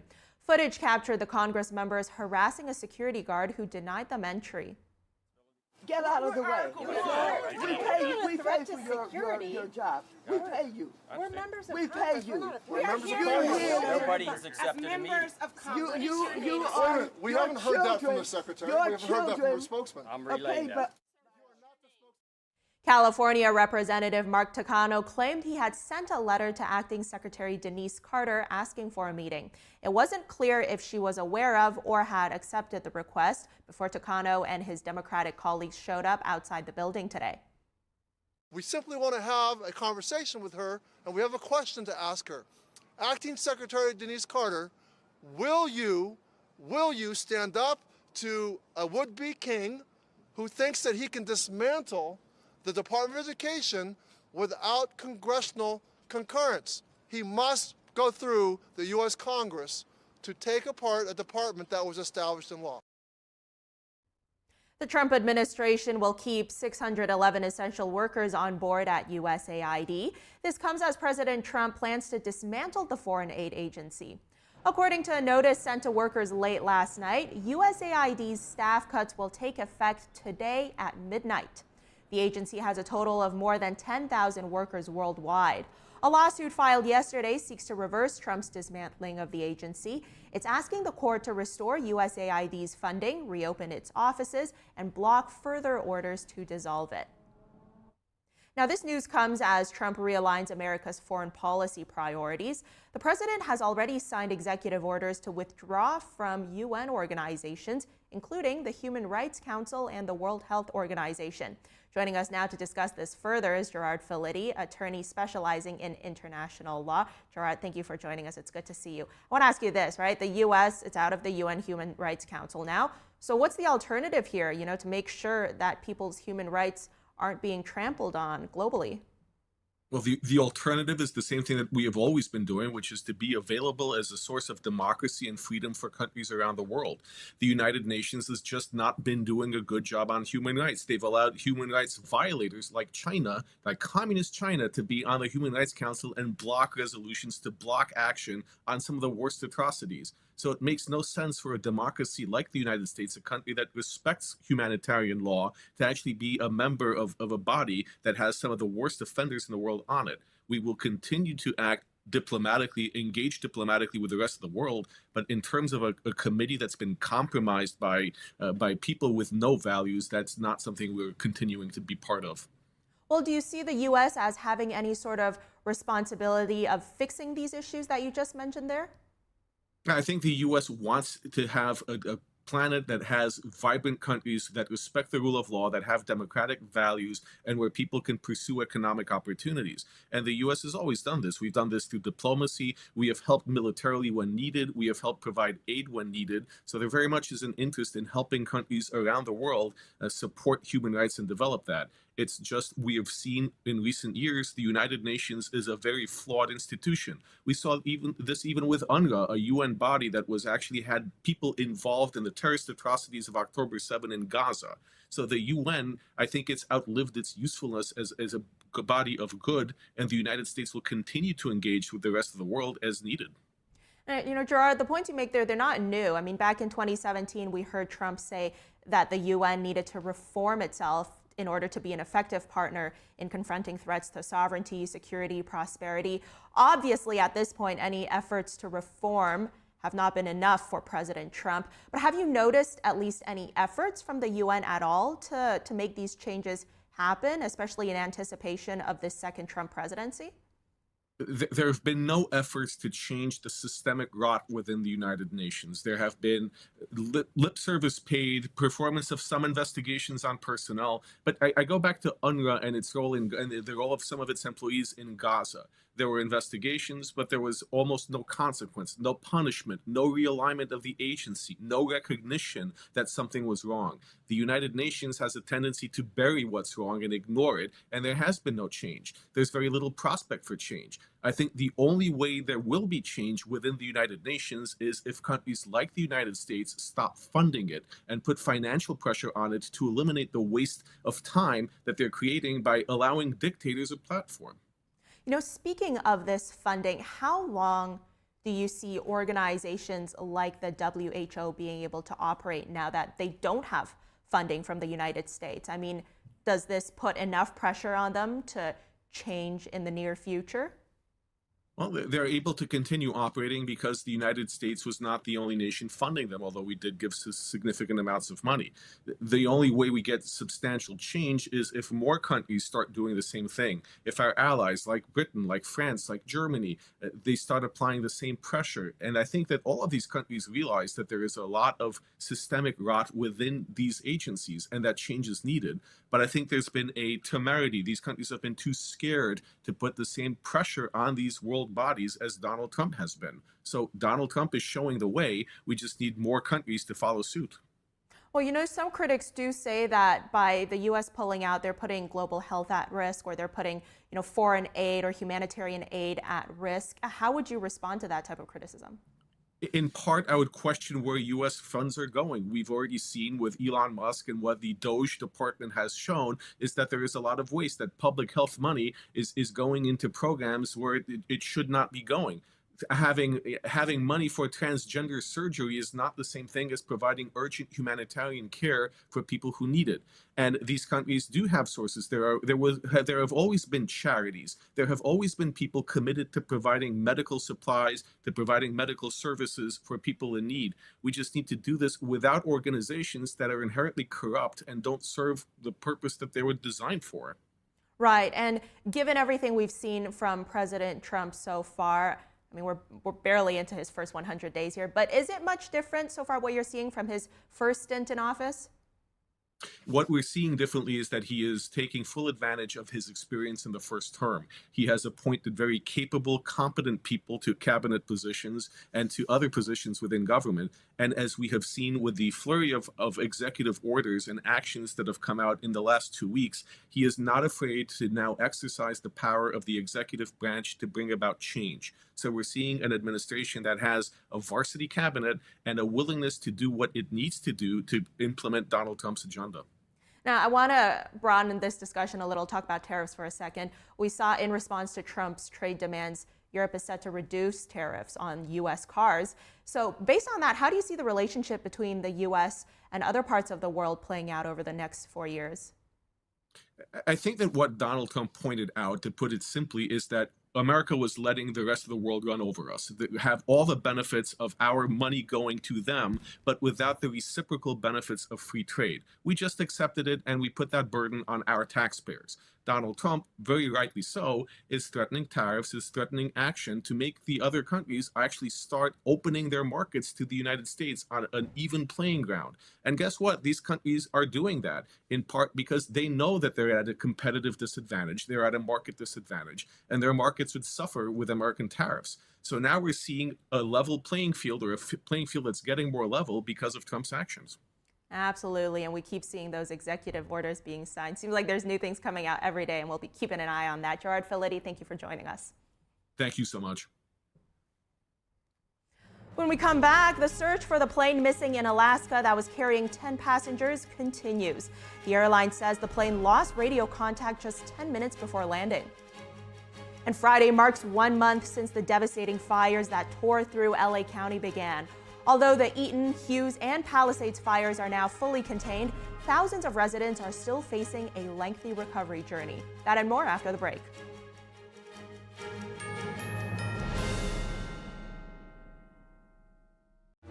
Kids love it. Parents trust it. Obviously. Explore GJW Plus Kids Series and Ganjion Campus courses led by expert educators. This is spectacular. Children will learn values like respect, responsibility, and knowledge in language, science, and more. Wow. All while having fun. Perfect. Subscribe today at GJW Plus Kids, where learning meets fun. I am so glad you ladies are here. You each have your own rooms. Thank you. Get settled in. I'll call you for dinner. Adopting teen sisters, it's a lot. Girls, you're gonna be late. You want breakfast? No thanks, we're good. They're always in their own world. What'd you get there? Twice the work. Twice the surprises. Just try it. Good. But if you think of it that way, they're also twice as fulfilling. I think you should ask her yourself. Is it okay to call you Mom? Of course you can.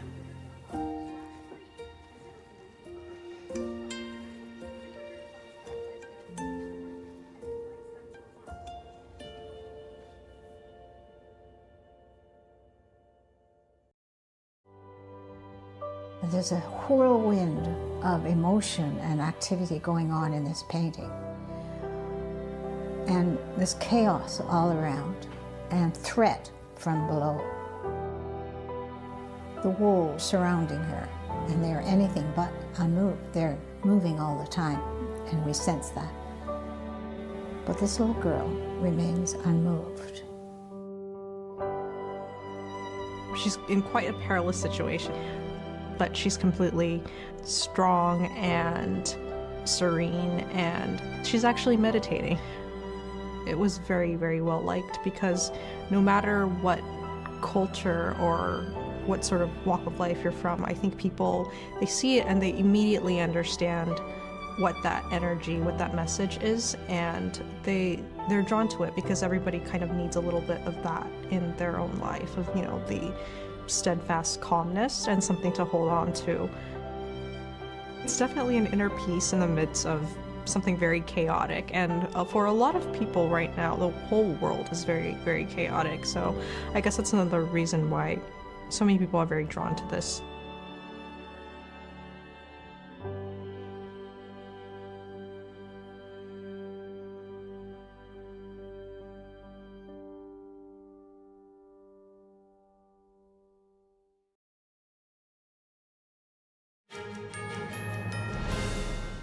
Thanks for staying with us. U.S. officials are searching for a small aircraft with 10 people on board.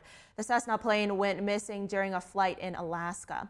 The plane was operated by Bering Air. It was en route to the city of Nome in western Alaska. Now, the state police agency was notified yesterday of a, quote, overdue aircraft.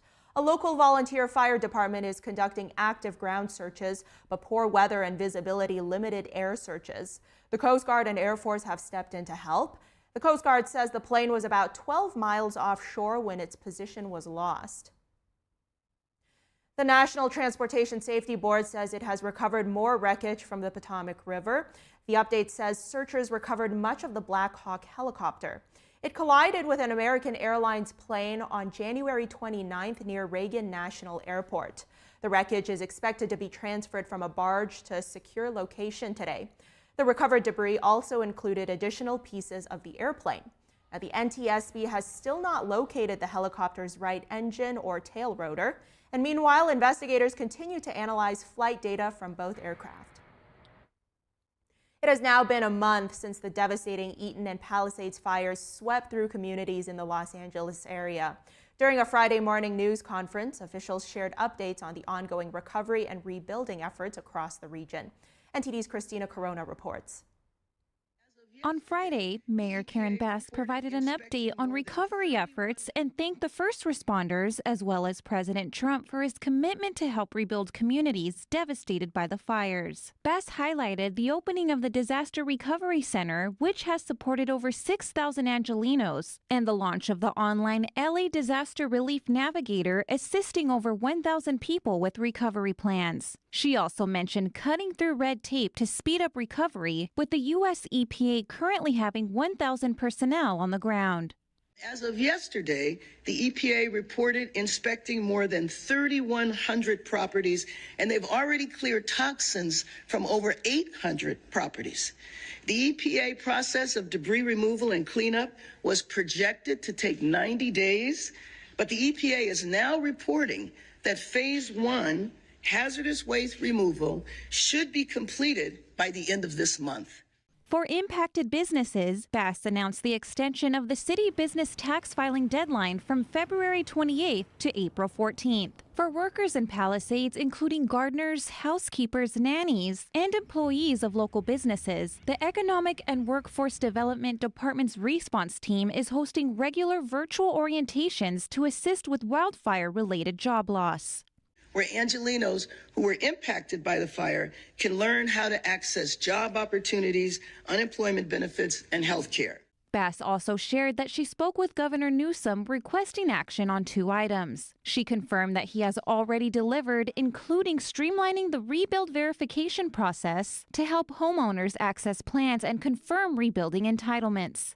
Which means if you're going to rebuild what was already there, you can do it even quicker. Also, we asked for automatic reissuing of permits for all homes, giving people the right to build again exactly what they had before. Bass announced plans to work with a county assessor to provide additional tax relief, including property tax rebates and utility bill relief for impacted businesses and residents. Recently, Southern California Edison submitted letters to the California Public Utilities Commission regarding investigations into the Eaton and Hearst fires. While SCE has been sued over allegations its equipment caused the fires, the investigation led by the LA County Fire Department may take months. When asked about the possibility of Southern California Edison equipment causing the fire, Mayor Karen Bass called it devastating and said the matter would need further investigation. Christina Corona, NTD News. Moving on, a coalition of 14 state attorneys general say that they will file a lawsuit against the Department of Government Efficiency. This comes after labor unions filed a similar lawsuit on Wednesday. The coalition said the department, which is also known as DOGE, has no authority to access federal government systems. It said the systems contain Americans' personal data, state bank account data, and some of the country's most sensitive data. The coalition said, quote, "This level of access for unauthorized individuals is unlawful, unprecedented, and unacceptable." Treasury Secretary Scott Bessent granted DOGE access to the Treasury's payment system after Trump took office. DOGE has been tasked with reviewing agencies for potential downsizing and termination in order to reduce federal spending and boost government efficiency. Now, are you more used to drinking from a plastic straw or a paper straw? Because President Trump will be signing an executive order to end federal support for paper straws. The president posted on Truth Social today, quote, "I will be signing an executive order next week ending the ridiculous Biden push for paper straws which don't work. Back to plastic." Late last year, former President Joe Biden announced a national strategy to end government dependency on single-use plastics. Trump's plan is part of his broader push to reverse Biden's environmental regulations. President Trump was meeting with Japanese Prime Minister Ishiba at the White House today, and NTD correspondent Jason Blair now joins us from the White House. Jason, good to see you. Tell us, what are the takeaways so far? Yeah, so President Trump and the Prime Minister of Japan just wrapped up their meeting. They did a joint press conference not that long ago. They had a lunch and talked some things over today. So some of the things that came out during the meeting, Trump said they talked a lot about, or some about military cooperation. One thing Trump was excited to talk about was that he wants to level the trade deficit with Japan, and he thinks that they've come to a good agreement to use oil and gas imports to Japan from the U.S. to help level that out. So he was really happy to talk about that. One other big thing that came out, big news that came out, is that Trump said that U.S. steel, Japan is now going to be investing in U.S. steel, or it's going to be heavily invested, not sold. So he didn't change his mind about, selling the company, allowing the company to be sold to a Japanese firm, but he did say that they will be investing in it heavily. Here's what Trump had to say about that today. The U.S. Steel is a very important company to us. It was the greatest company in the world for 15 years, many years ago, 80 years ago. And we didn't want to see that leave, and it wouldn't actually leave, but the concept, psychologically not good. So they've agreed to invest heavily in U.S. Steel as opposed to own it, and that sounds very exciting. And we're going to meet with Nissan next week, the head of Nissan, very great company, and they'll work out the details. I'll help. I'll be there to mediate and arbitrate. So some highlights from Prime Minister Ishiba during the press conference. He says that Japan wants to grow their military investment, work with the U.S. to fully denuclearize North Korea. And also he was, announced some big news. They want to increase their investment to $1 trillion into the U.S. So that was some big news coming from the Prime Minister today. And then also a little bit earlier, after their lunch meeting, President Trump was asked about AI, Chinese-based AI chatbot, DeepSeek. So this is what he basically was asked if he thought it is a national security threat, and this is what he had to say. No, I think it's happening. I mean, it's a technology that's happening. It's actually, I think we're going to benefit if it's correct what's going on now, that it'll be a lot less expensive. The AI we're talking about will be a lot less expensive than people originally thought. That's a good thing. I view that as a very good development, not a bad development.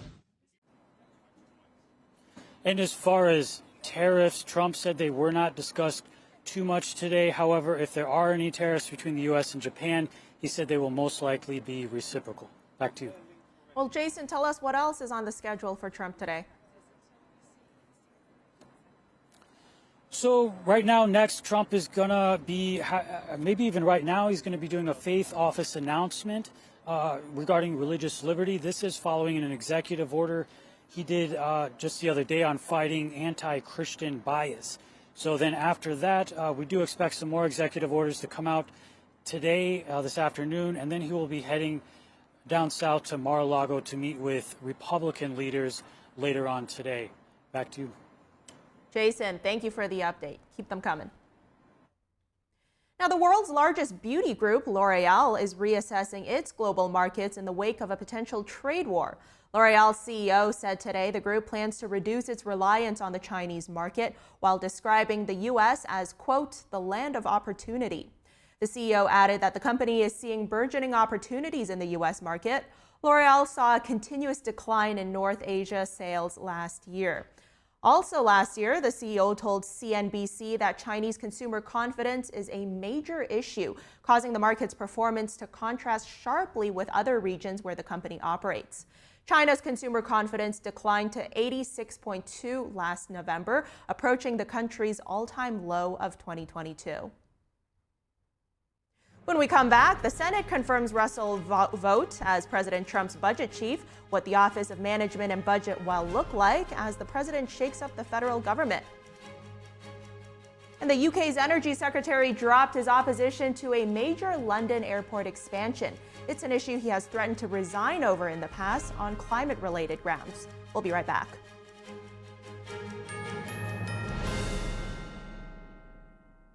Hi friends, Richard Karn here. Now I'm known as the guy who can fix just about anything, but the technology in most appliances requires very special training to fix. My point is, even I know when I've met my match, and that's why my family has Choice Home Warranty.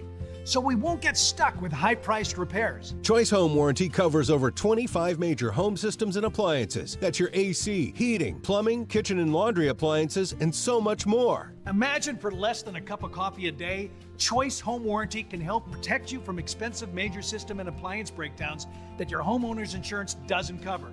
But you have to call now before it's too late. Every homeowner should have Choice Home Warranty. Your homeowner's insurance is not going to cover your appliances. Washing machine, dryer, refrigerator, air conditioner. If I had any issues arise, they were able to take care of it immediately. Now, homeowner's insurance won't protect you when your home's major systems and appliances break down due to normal wear and tear. But Choice Home Warranty will. They can help cover repairs and replacements. Choice Home Warranty is the best warranty we've ever used. It would save you so much money in the long run.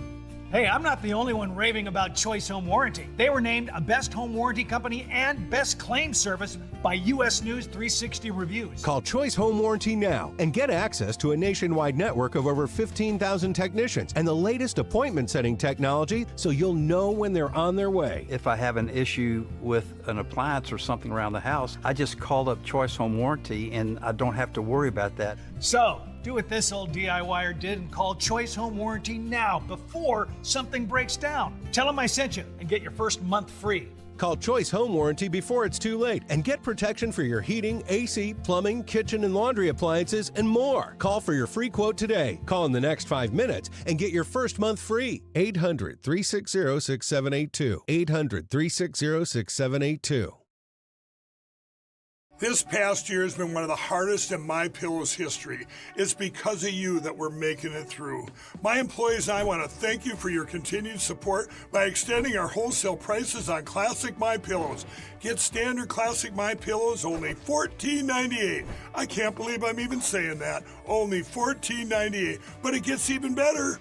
Upgrade to a queen size MyPillow for just $18.98. king size only $1 more. Get my body pillows $29.98 and multi-use My Pillows for only $9.98. So go to mypillow.com or call the number on your screen. Use your promo code to take advantage of these wholesale prices, including my standard size My Pillow, originally $49.98, now only $14.98. Queens $18.98, kings only $1 more. Not only that, order $75 or more, ship absolutely free. From all of us here at My Pillow, thanks, America!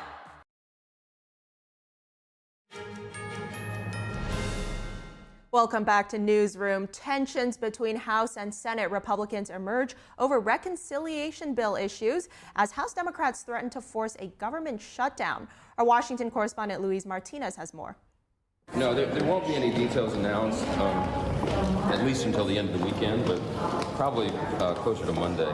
We have just a few final details to iron out, and it's going very well. I'm very excited about where we are. And that was Speaker of the House Mike Johnson acknowledging that House Republicans missed their own deadline to mark up and pass a budget resolution this week, and that was despite a 5-hour-long meeting with President Trump at the White House on Thursday. This Friday night, Senate Republicans are traveling to Mar-a-Lago to meet with President Trump to go over their proposal for the reconciliation process as Senate Majority Leader John Thune looks to leapfrog House Republicans with his two-bill approach. Our message to our friends and colleagues in the Senate is allow the House to do its work.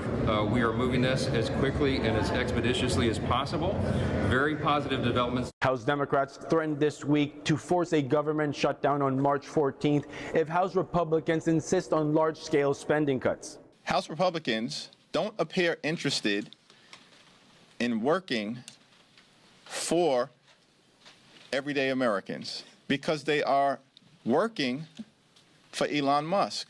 Democratic lawmakers participated in protests in front of the USAID headquarters and the Department of Education. This is what the beginning of dictatorship looks like. When you gut the Constitution and you install yourself as the sole power, that is how dictators are made. Acting Secretary Denise Carter, will you stand up to a would-be king who thinks that he can dismantle the Department of Education without congressional concurrence? While Senate Democrats continue to stall the confirmation process of President Trump's nominees, like the in-committee vote to advance the nomination of Kash Patel to be the next FBI director that was postponed until next Thursday. Turned out that Mr. Patel couldn't remember Stu Peters. Stu Peters, who would he be? Well, he appeared on his podcast 8 different occasions. 8 different occasions, couldn't remember him when I asked about him. You know, I have to question whether or not this man is really ready to take over this job and to guide these men and women who dedicate their lives to the safety of the United States. This week, the Senate confirmed Russell Vought to be the director of the Office of Management and Budget, a position he held during the first Trump administration. Also, Senate committees advanced the nominations of Tulsi Gabbard to be the next director of National Intelligence and RFK Jr. to be the next Secretary of Health and Human Services. Over a dozen of President Trump's nominees have already been confirmed by the Senate. Reporting from Washington, D.C., Luis Eduardo Martinez, NTD News. We're going to stay on the topic of Russell Vought, who was voted in by a vote of 53 to 47 to head the Office of Management and Budget, or OMB for short. We're now going to bring in David Hebert, economist with the American Institute for Economic Research. David, thank you for joining us. We saw Senate Democrats holding this all-night session to voice their opposition for this pick. I mean, we didn't even see that with Pete Hegseth, who they also vocally opposed. Why the opposition for Vought? So Vought is known in Washington, D.C. circles as a bit of a deficit hawk. And what he wants to do, and frankly, what I think this country does need, is to reduce federal spending. If we look at Congress's history, they are at $36.2 trillion in national debt. Now, in August, it was only $35 trillion, which means in 4 months, Congress added $1 trillion to the national debt. For some context, it took us until 1981 for the national debt to hit $1 trillion. And there's no real indication that Congress is going to get serious about this. You know, they're already projected to add another $1.9 trillion to the national debt this year. And every single year for the past 25 years at least, they've passed a budget that contained deficit spending. This is completely unacceptable, and the American people should be outraged. Well, we did hear Senate Minority Leader Chuck Schumer saying that he wouldn't trust a vote to run a 5K marathon, let alone the federal government. But we did see Vogt serve in this exact same position during Trump's last term. So what are we going to see him do this time around? You know, there's a lot of nuance to a lot of the budget rules in Congress. So what I'm looking to see Vogt do as soon as he gets in is really to try to work on putting together a coherent president's budget that they'll then submit to Congress. Now, there's going to be some fights almost certainly about what the role of the White House and the OMB is in federal spending. You know, so things like, can they actually spend less money than Congress approves, or do they have to spend every single penny? This is going to be a serious fight. And unfortunately, it's the American people that are going to get caught in the crossfires. So what we really want to see is some sort of civility and some means that actually reduces federal spending and gets us back onto a path of financial health. Absolutely. I think civility is always important. Now, you mentioned this question here, right? What exactly is the executive jurisdiction when it comes to spending? And we saw a vote like Trump opposing the Impoundment Control Act of 1974, and that basically limits the president's ability to stop funds that Congress has approved. Now, the Democrats, they strongly oppose this. How do you see that playing out?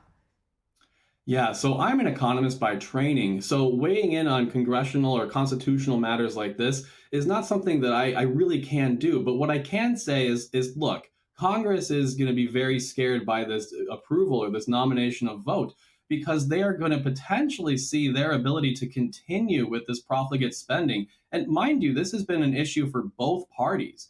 So Congress is understandably nervous that the party might be over. They might actually have to pass a budget that makes sense.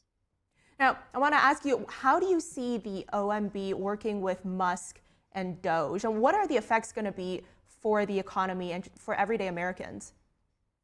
You know, this administration came in with quite a bit of fanfare, basically saying that they have the ability to cut federal spending, to reduce the deficit, and to get our nation back on a pathway toward financial health. So the election or the approval of Vogt to this role, combined with Elon Musk in DOGE and a president who does seem, at least for now, like he wants to cut spending as much as possible, this can bode extremely well. It's going to depend on some matters of interpretation of that 1974 Budget Act that you referenced. So we're going to have to see just how those acts get interpreted and what sort of happens and how this is all going to play out.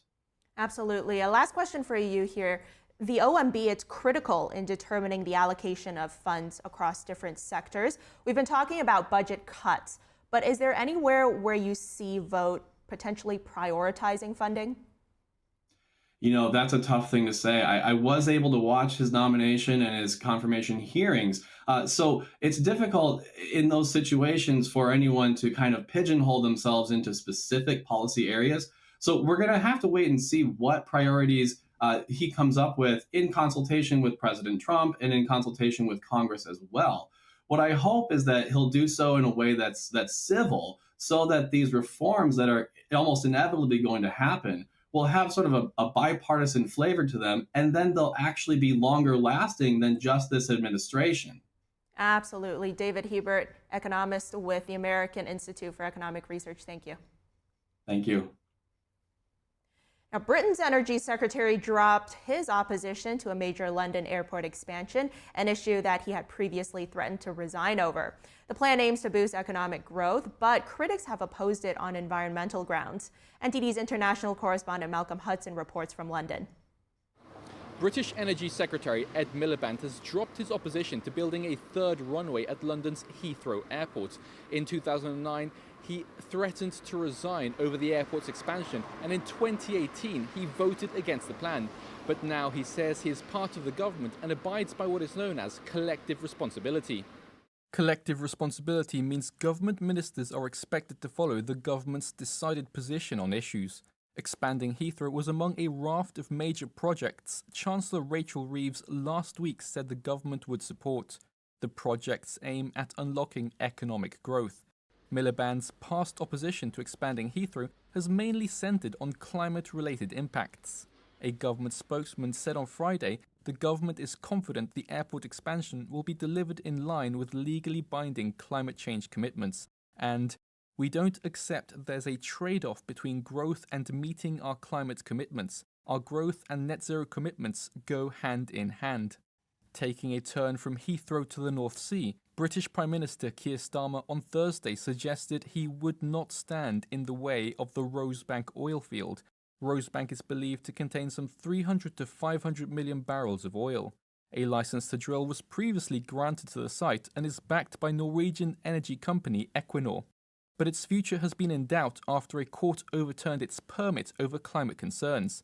During their election campaign, the Labour Party promised not to issue new licenses to explore new oil fields. But Starmer said that where a license had already been granted, the government would not interfere. Equinor has been told to reapply for the license. Miliband has previously called the Rosebank oil field, quote, climate vandalism, but on Friday he said that the government is consulting on how to assess the effects of burning oil and gas. Once done, they will then assess and make decisions on future projects, though he still says that they are committed to phasing fossil fuels out. Malcolm Hudson, NTD News, London. Secretary of State Marco Rubio will visit Israel and several Arab states in mid-February, marking his first trip to the region. His visit follows President Trump's proposal for the U.S. to take control of Gaza. Rubio's itinerary includes the Munich Security Conference, as well as stops in Israel, the United Arab Emirates, Qatar, and Saudi Arabia. The trip is scheduled from February 13th to the 18th. Some rights groups have condemned Trump's suggestion that Palestinians in Gaza should be displaced as part of a U.S. takeover. On Wednesday, Rubio said that Palestinians in the enclave would need to relocate temporarily while Gaza is rebuilt after the Israel-Hamas war. The Baltic countries are set to sever ties with Russia's power grid in favor of further integration with the European Union. Suspected sabotage of undersea cables has spurred efforts to strengthen regional security. Estonia, Latvia, and Lithuania will disconnect from the networks tomorrow. They're expected to connect with the EU's grid on Sunday. The three countries have spent more than $1.5 billion to upgrade their grid since 2018. The Baltic Sea region is on high alert after power cable, telecom links, and gas pipeline outages. All are believed to have been caused by ships dragging anchors along the seabed. Now, at least 11 Baltic cables have been damaged since October of 2023. Classical Chinese dance group Shen Yun took the audience on a cultural journey back to ancient China. In Woking, UK, a theater producer and British talent agent said the performance was just phenomenal. Now, NTD is a proud sponsor of Shen Yun. Let's take a look. Talent agent and theatre producer Toby Cruz was among the audience watching Shen Yun at Woking's new Victoria Theatre on February the 5th. The whole production, the colour, the movement, and of course the music was just spectacular, and a real testament to the culture and the history of China. Traditional art forms like music and dance were integrated into Chinese life for thousands of years, expressing benevolence, beauty, and many other virtues. Shen Yun's mission is to revive that traditional Chinese culture. Cruz said he was touched by the messages he felt from the performance. And so many messages behind the individual stories, which I will certainly hold on to for a long time to come. How to live life purely, how to not be distracted by the noise in our world, and not to deviate from our own path, our own journey. So thought-provoking and reassuring, actually, to know that other people think that way, and it's important to hold on to those words and that message. Everything will be okay in the end, and that despite the sort of troughs and the low points on our journey, there are many high points as well, and we should hold on to those and continue. At the heart of each Shen Yun performance is classical Chinese dance. one of the most expressive art forms in the world. Just phenomenal. So impressive to see. Clearly they're all at the top of their game and highly dedicated. And the music the same, just wonderful musicianship and great music to accompany the pieces. NTD UK News, Woking. A lawmaker in the UK highlighted the Chinese regime's persecution of Falun Gong in China and attacks against Xingyun Performing Arts during a parliament debate yesterday. Here's Member of Parliament Jim Shannon. For the last 25 years, Falun Gong practitioners in China have suffered relentless persecution in the hands of the Chinese Communist Party. Reports from human rights organisations highlight that millions have been subjected to imprisonment, forced labour and torture simply for practising their faith. What is deeply troubling is the expansion of this campaign beyond China's borders. Leaked reports from China's Ministry of Public Security indicate that the regime is now escalating efforts to eliminate Falun Gong worldwide, using a network of spies, social media, disinformation and harassment of practitioners, even here in this great United Kingdom of Great Britain and Northern Ireland. The Member of Parliament and co-chair of the Cross-Party Group for International Freedom of Religion or Belief stressed that the Chinese Communist Party's persecution is not just an attack on religious freedom, but also an affront to British values, democracy, and the rule of law. He's urging the government to urgently investigate and counter the influence of the CCP's transnational repression in the UK. This includes CCP attacks on Falun Gong practitioners and its attempts to censor Xingyun performances. Falun Gong, also known as Falun Dafa, is a spiritual meditation practice that rose to popularity in China in the 1990s. It's based on the principles of truthfulness, compassion, and forbearance. The CCP launched a brutal campaign of persecution against Falun Gong in 1999, which continues to this day. Coming up, we go to Ottawa, Canada, where the locals kick off the year with the Winter Triathlon. That and more when we return.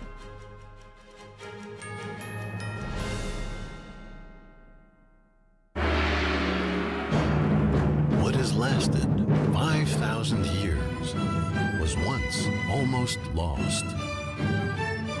Now, the world awaits the divine culture's return.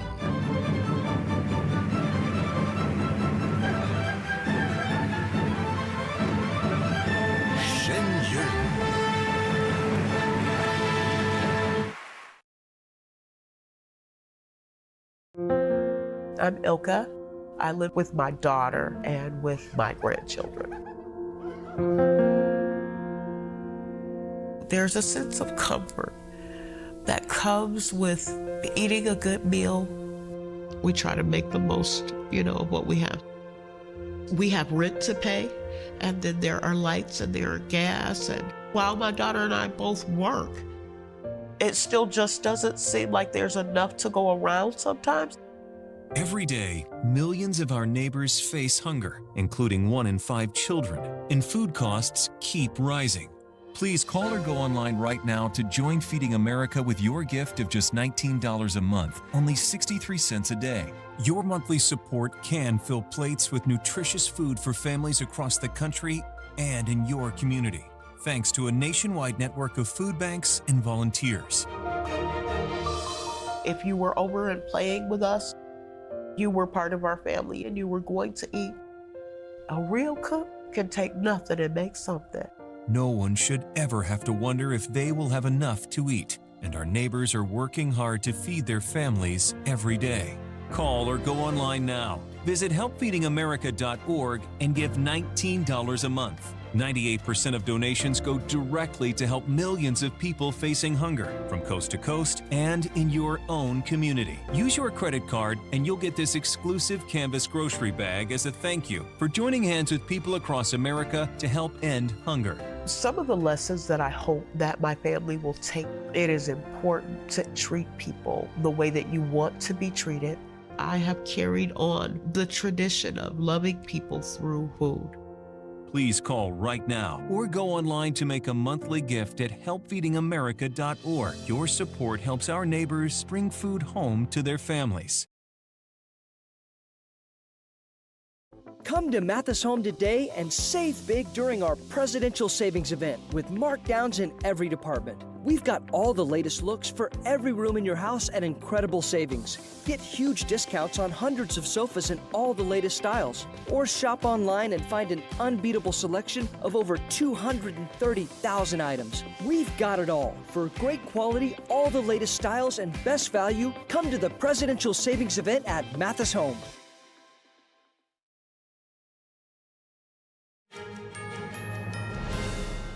Thanks for staying with us. Heading now to Canada and an annual celebration of Northern culture and climate.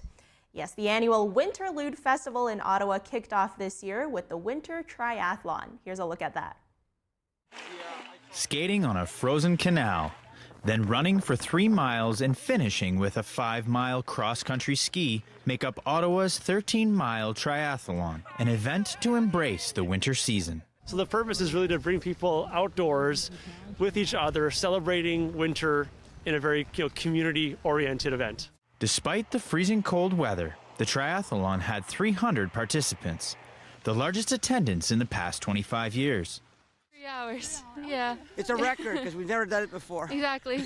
I feel really good. So now that we have a time, we can beat it. So next year we can practice and try to beat that time. For the first time ever, and I don't know how to skate or ski, but I managed. So that was good fun. Good for our heart. We love winter, right? Yeah. So being outside and getting some exercise. Yeah. We're very active in the winter. So yeah. We're Canadian. We're Canadian. We love it. A triathlon is an endurance multi-sport race, usually consisting of swimming, cycling, and running. A winter triathlon is centered around different winter sports taking place on ice and snow. Ottawa's Winter Triathlon has been happening for 41 years. Anywhere in the world, there's all kinds of winter triathlons in different formats, but this is the oldest edition since 1984. Until February 17th, the Winterlude Festival continues, with various cultural programs such as the Ice Sculpture Competition and the large-scale Snowflake Kingdom. It's freezing, so I'm happy to be a bystander right now. But yeah, I think now that I've seen what it's about, it seems really fun. I'd like to sign up for next year. Shane Rankin, NTD News, Canada. When we come back, a big budget problem for Medicare soon. You may have to save more for your retirement to make up the difference. We'll have an analysis of that in the next hour. Stay with us.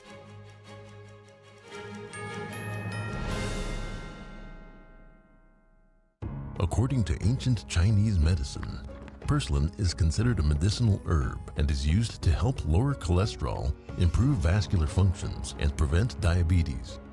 Perilla seeds can nourish the lungs and spleen. It is used to treat asthma and improve pulmonary functions. Puritan green vegetable omega-3 is made from purslane and perilla seeds from Hwangmae Mountain in South Korea. It contains over 90% of omega-3, 6, 7, and 9, the highest concentration possible without chemical additives. The soft gel is made of natural seaweed. It is 100% organic and vegan. Both adults and children can take it with peace of mind. Ancient recipes were passed down from heaven to bring prosperity and longevity. Puritan green vegetable omega-3.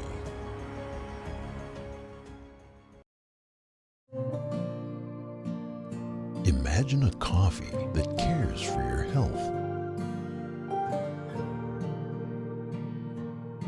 Expertly fermented with a 50 enzyme complex to enhance flavor and remove bitterness. Small batch roasted to a decadent medium dark, resulting in a brew that is gentle on digestion, low acid, and up to 90% less caffeine than regular coffee.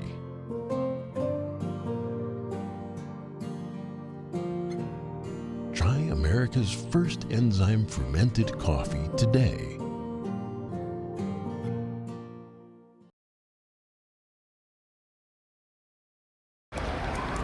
Hate is loud. It gets clicks. It gets attention. Hate, however, is actually quite small. But love is the majority, filling up something far more important than any feed. Love fills our hearts, our lives, our every day, with understanding, empathy, and compassion, leaving hate to become what it truly is, a whisper.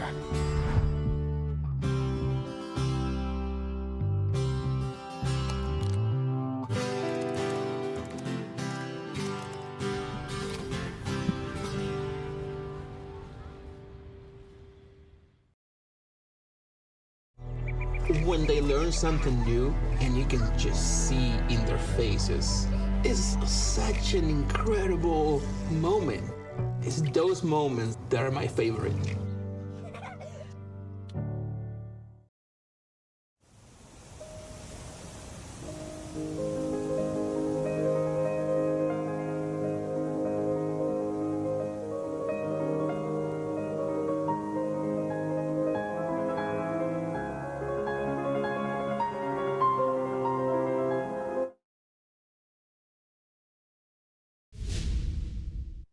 Welcome to NTD Newsroom. I'm Donma. Our stories today. President Trump welcomes the Japanese Prime Minister to the White House.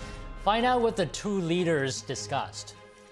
The White House lays out the Trump administration's tax priorities. Find out where taxes get cut and where they get canceled altogether. PricewaterhouseCoopers lists racial and ethnic requirements to attend its upcoming job fair, a 3-day networking event in Orlando, Florida.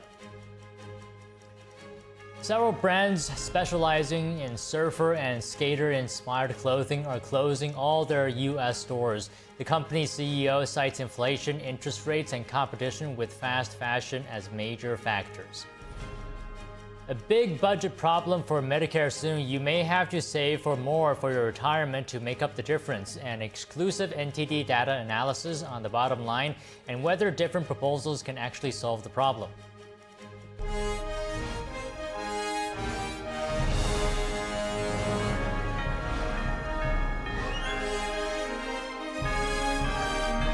This is NTD Newsroom, live from our global headquarters in New York City.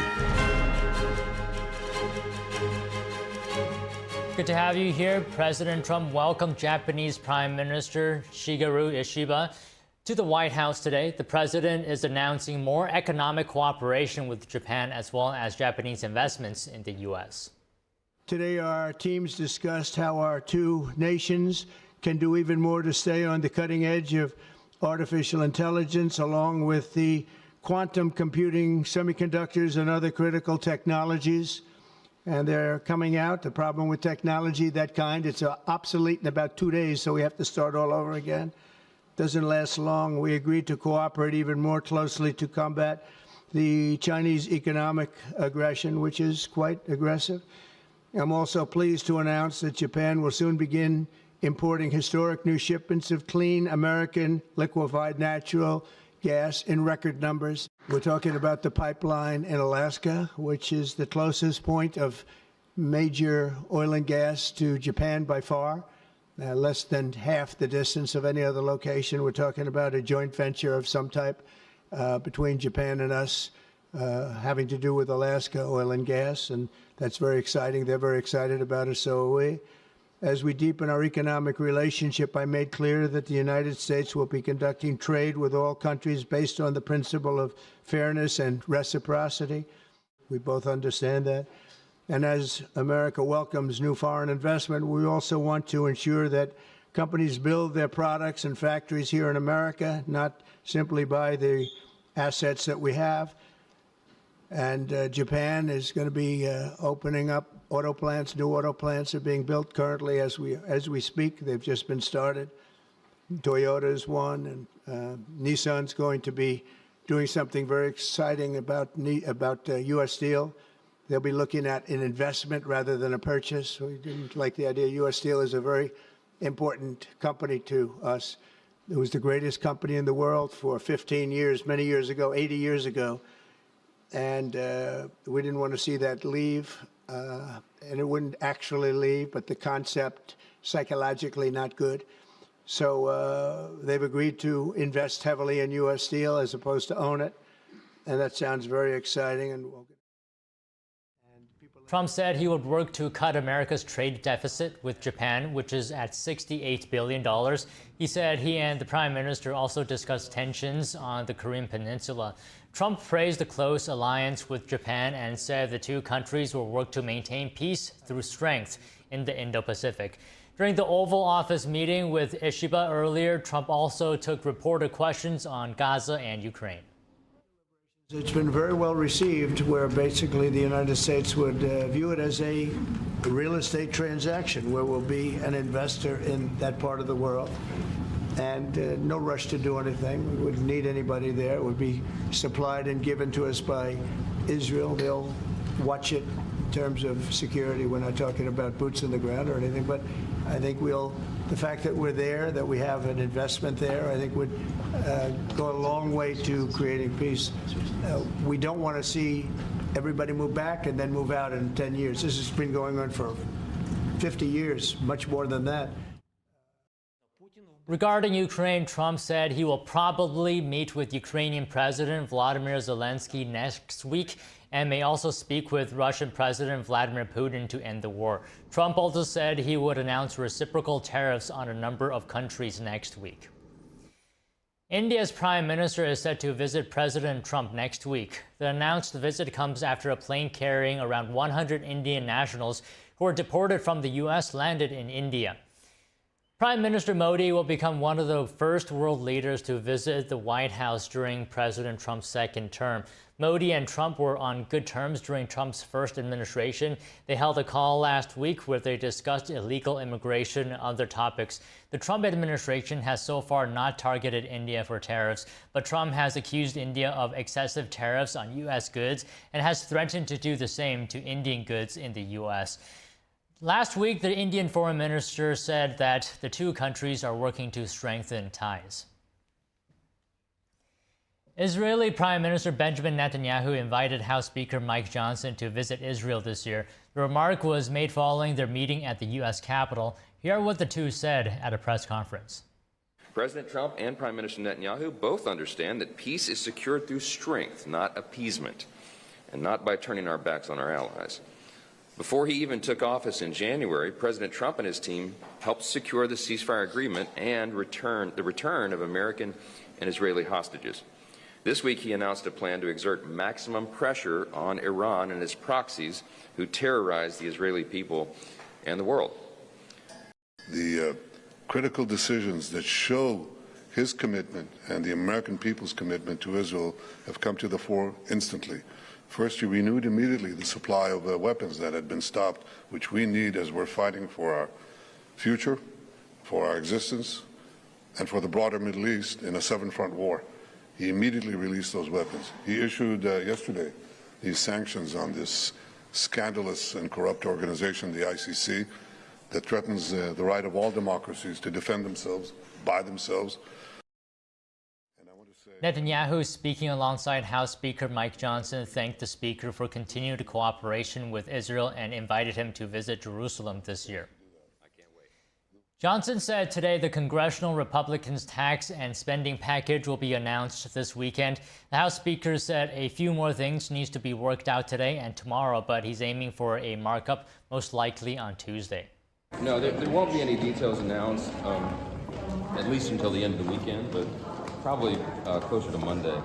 We have just a few final details to iron out, and it's going very well. I'm very excited about where we are and the fact that we're going to be moving this forward. So, can you talk about the range of spending cuts or savings that you're... No, I told the members that I wouldn't telegraph any of that to the press until everybody's on board with the idea. So sure. Stay tuned, but it's moving forward, and we're going to get this job done. Are you still hoping to have debt limit addressed in this?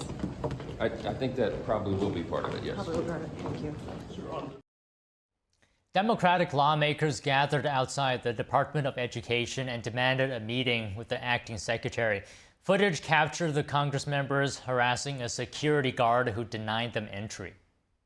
Get out of the way. We pay for your job. We pay you. We're members of We pay you. We're members of Congress. Nobody has accepted a meeting. You are. We haven't heard that from the secretary. We haven't heard that from the spokesman. I'm relaying that.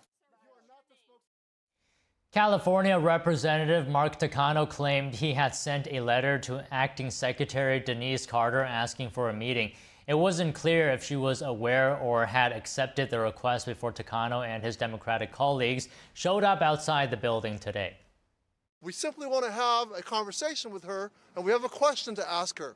Acting Secretary Denise Carter, will you stand up to a would-be king who thinks that he can dismantle the Department of Education without congressional concurrence? He must go through the U.S. Congress to take apart a department that was established in law. The Trump administration will keep 611 essential workers on board at USAID. This comes as President Trump plans to dismantle the foreign aid agency. According to a notice sent to workers late last night, USAID's staff cuts will take effect today at midnight. The agency has a total of more than 10,000 workers worldwide. A lawsuit filed yesterday seeks to reverse Trump's dismantling of the agency. It's asking the court to restore USAID's funding, reopen its offices, and block further orders to dissolve it. Take a quick break now. The White House outlines the Trump administration's tax priorities. Find out where taxes get cut and where they get thrown out completely after this.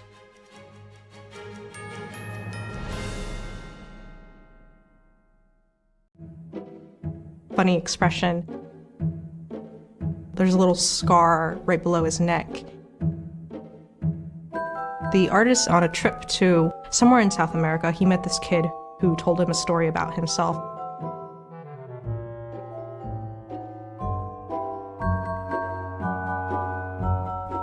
The technique is really good. As you'll see, like in the foreground, there's water on his face.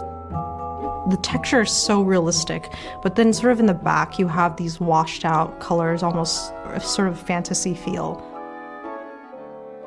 The whole of the picture is very balanced, and you still get that sense of harmony and warm light from it. The artist, he was really moved by the child's spirit. The child's from the slums, and so he looks around and he sees people who either get into drugs or they get into gangs, and he doesn't want that for himself. So he was telling this artist about how he's going to make a better life for himself. The immense spirit and determination that the kid had really stuck with the guy, so that's why he painted such a large portrait of the child. Many of us have been child fighters, but this little kid learned to defend himself in his own way. It's a great sacrifice that way. And so this is another form of strength, another form of endurance. We are capable of much more than we think. These children amaze us.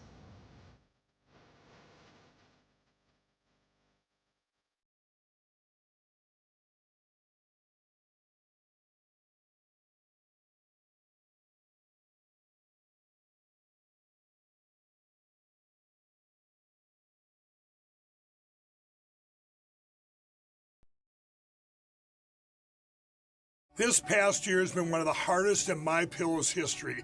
It's because of you that we're making it through. My employees and I want to thank you for your continued support by extending our wholesale prices on classic MyPillows. Get standard classic MyPillows only $14.98. I can't believe I'm even saying that. Only $14.98. But it gets even better. Upgrade to a queen size MyPillow for just $18.98. King size only $1 more.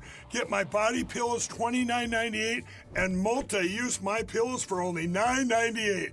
So go to mypillow.com or call the number on your screen. Use your promo code to take advantage of these wholesale prices, including my standard size MyPillow, originally $49.98, now only $14.98. Queens $18.98, Kings only $1 more. Not only that, order $75 or more, ship absolutely free. From all of us here at MyPillow, thanks, America!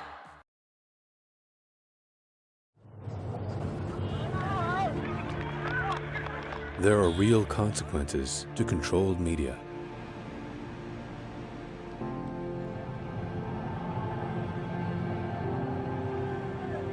And NTD's founders know them firsthand. Our freedom of thought is the price. This is the lesson that guides us in everything we do. Yeah, so there's the tear gas there. We know the value of a free society. And we take seriously the responsibility to preserve it. We are NTD.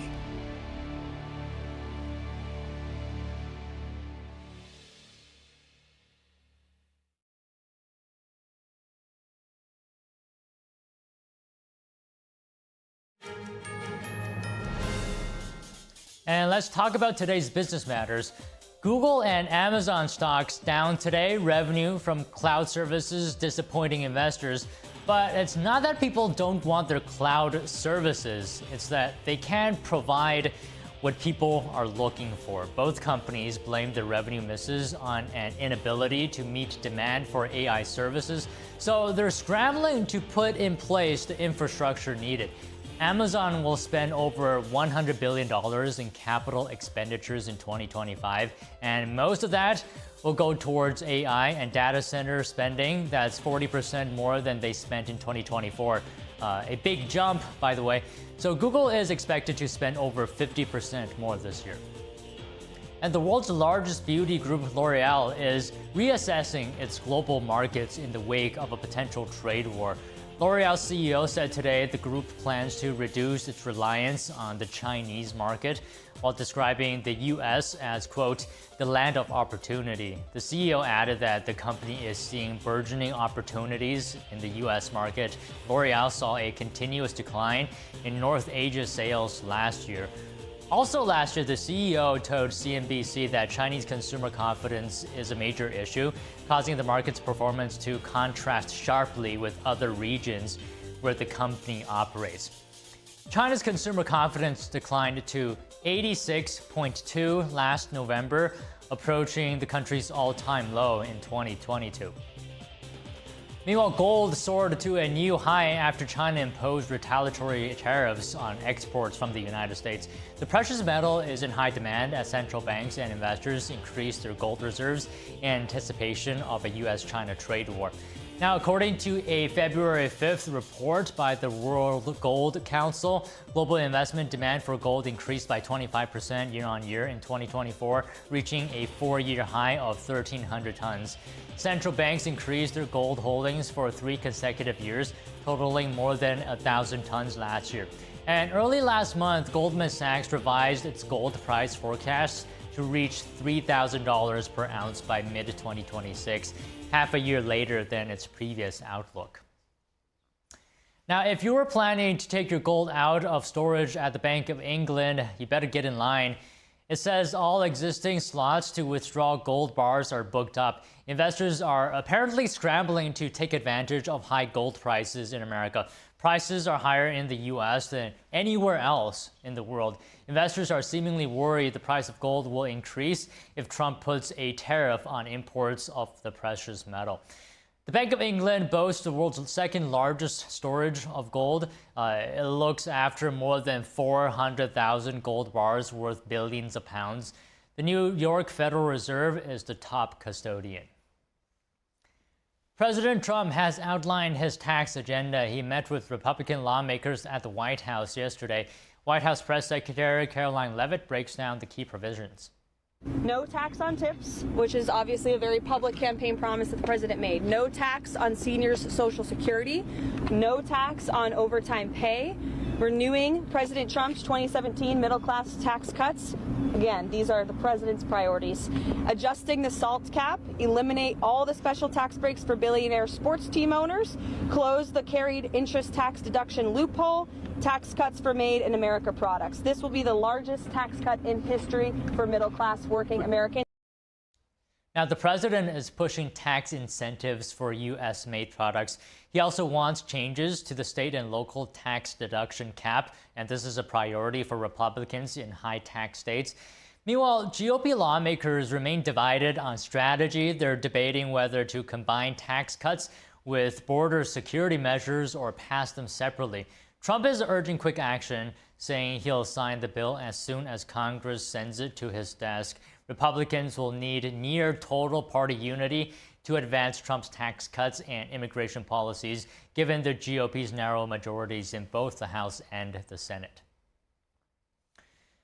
Trump's tariffs are having an instant impact. The maker of Sharpie pens says it will shift some of its production out of China after Trump's sweeping 10% tariff.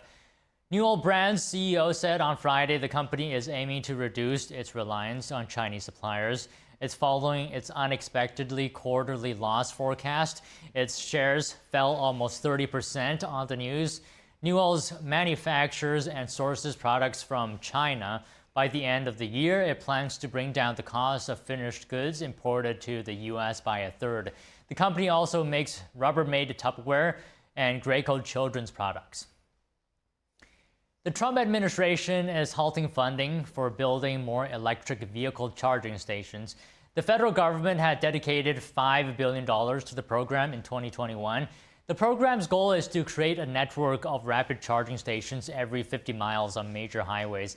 But the program was slow to roll out. No chargers were built in the first 2 years. Trump recently signed an executive order unleashing American energy that specifically targeted the program's funds. It also told agencies to freeze funding from the Inflation Reduction Act and the infrastructure law. 2 courts subsequently ordered the administration to halt its funding freeze. Now, what would happen if all illegal immigrants working in construction were deported? Well, we might just find out the answer during Trump's second term.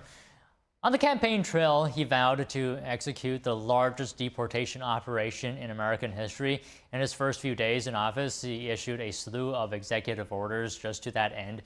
The American Immigration Council says 13.7% of construction workers are illegal immigrants. So Trump's deportation plan could have a significant impact on the industry. NTD's Chris Beers spoke with Chad Prinke, founder and CEO of Well-Built Construction Consulting. Chad Prinke is the founder and CEO of Well-Built Construction Consulting. He specializes in helping small to mid-sized construction companies grow, so he has a highly specialized bird's-eye view of America's builders. His outlook for construction industry without illegal immigrants is not rosy. I hesitate to make a bold proclamation because I believe in America's resilience, and I believe that we find ways to get things done. But on its face, this would be catastrophic for the construction industry. That industry is already facing labor shortages. Prinke says there aren't enough of every kind of worker, from plumbers and electricians to roofers and drywallers. In some pockets of our industry, the entire workforce is undocumented, or the large majority of the workforce is undocumented. And everything from single family homes to apartments, a lot of wood frame construction is almost exclusively done that way, again, depending on where you are in the country. The construction consulting CEO tells us that unionized cities like Dallas or Washington, D.C. wouldn't be as heavily affected as less unionized ones. In these areas where there are mostly open shops, in the wood frame construction industry in particular, it is, almost exclusively an illegal immigrant workforce. Prinke told CNBC mass deportations would shut down every project in cities like Austin, Texas. But would President Trump really deport every single illegal immigrant? He is focused on launching the largest mass deportation operation in American history of illegal criminals. And if you are an individual, a foreign national, who illegally enters the United States of America, you are, by definition, a criminal. And so therefore, you are subject to deportation. The Bureau of Labor Statistics estimates there are 6.5 million unemployed people in the United States, while Pew Research estimates there are 8 million illegal alien workers. It doesn't take complex math to see the problem here. I think really what we need to be looking at is how can we create a legal status for people who are here and contributing and adding a lot to our economy, who we really don't want gone. We just want here kind of the right way. We want here legally. There could be plenty of construction projects under Trump 2.0. His deregulation and tax-cutting efforts are already attracting significant investment in artificial intelligence infrastructure. He may have to find a way to balance deportations with America's appetite for growth. Chris Beers, NTD News. U.S. job growth slowed more than expected in January. It follows robust gains in November and December. But a 4% unemployment rate probably will give the Fed more cover to hold off cutting interest rates. That could be at least until June. Figures from the Labor Department show non-farm payrolls increased by 143,000 jobs last month. The Labor Department's employment report also showed strong wage growth last month. And the Trump administration's recently imposed 10% tariff on Chinese imports could make your next smartphone more costly. But don't panic just yet, because there's a silver lining here and some important caveats. So it may be a while before smartphone prices start to rise, and those higher costs might not sting as much as expected. The phone you want may already be in the U.S., and promotional discounts may partially make up for price increases. And if you pay in installments, the price increase may only amount to a few dollars per month. If the tariffs impact phone prices, some analysts say consumers won't likely see price hikes until the fall or holiday season, because that's when the latest batch of iPhones typically launches. Now, according to ABC News, a DHS bulletin says internet-connected cameras that are made in China give the Chinese regime the ability to, quote, conduct espionage or disrupt U.S. critical infrastructure. The bulletin goes on to say that there are potentially tens of thousands of Chinese-made cameras on critical U.S. infrastructure networks, which include the chemical and energy sectors. For more insight on this issue, I spoke earlier with Rick De La Torre, former CIA Senior Operations Officer and Senior Vice President of Strategic Risk and Intelligence at Continental Strategy. Take a look. Rick, good to have you here. So what's your concern level right now hearing this? Well, this is something that many of us in the intelligence community, especially here in the United States, have known about and have been concerned about for quite some time. I'm encouraged to see that the bulletin that was issued by the Department of Homeland Security that underscores this as a serious threat, I think, to not just Americans but U.S. installations and anyone that can be construed by the Chinese government to be critical of their actions or how they think. Right now, if you look at these cameras and where they're manufactured generally in factories in China. Some of these businesses have been sanctioned in Europe and in other places for having chipsets that allow the Chinese companies or servers to communicate back and forth without the user ever even knowing about it. Other concerns, obviously, are that these cameras can be turned on remotely. You can look at the footage. You could look at the stored access, the network that these cameras are connected to, and have some control over all these systems. Then there's the obvious data privacy rights.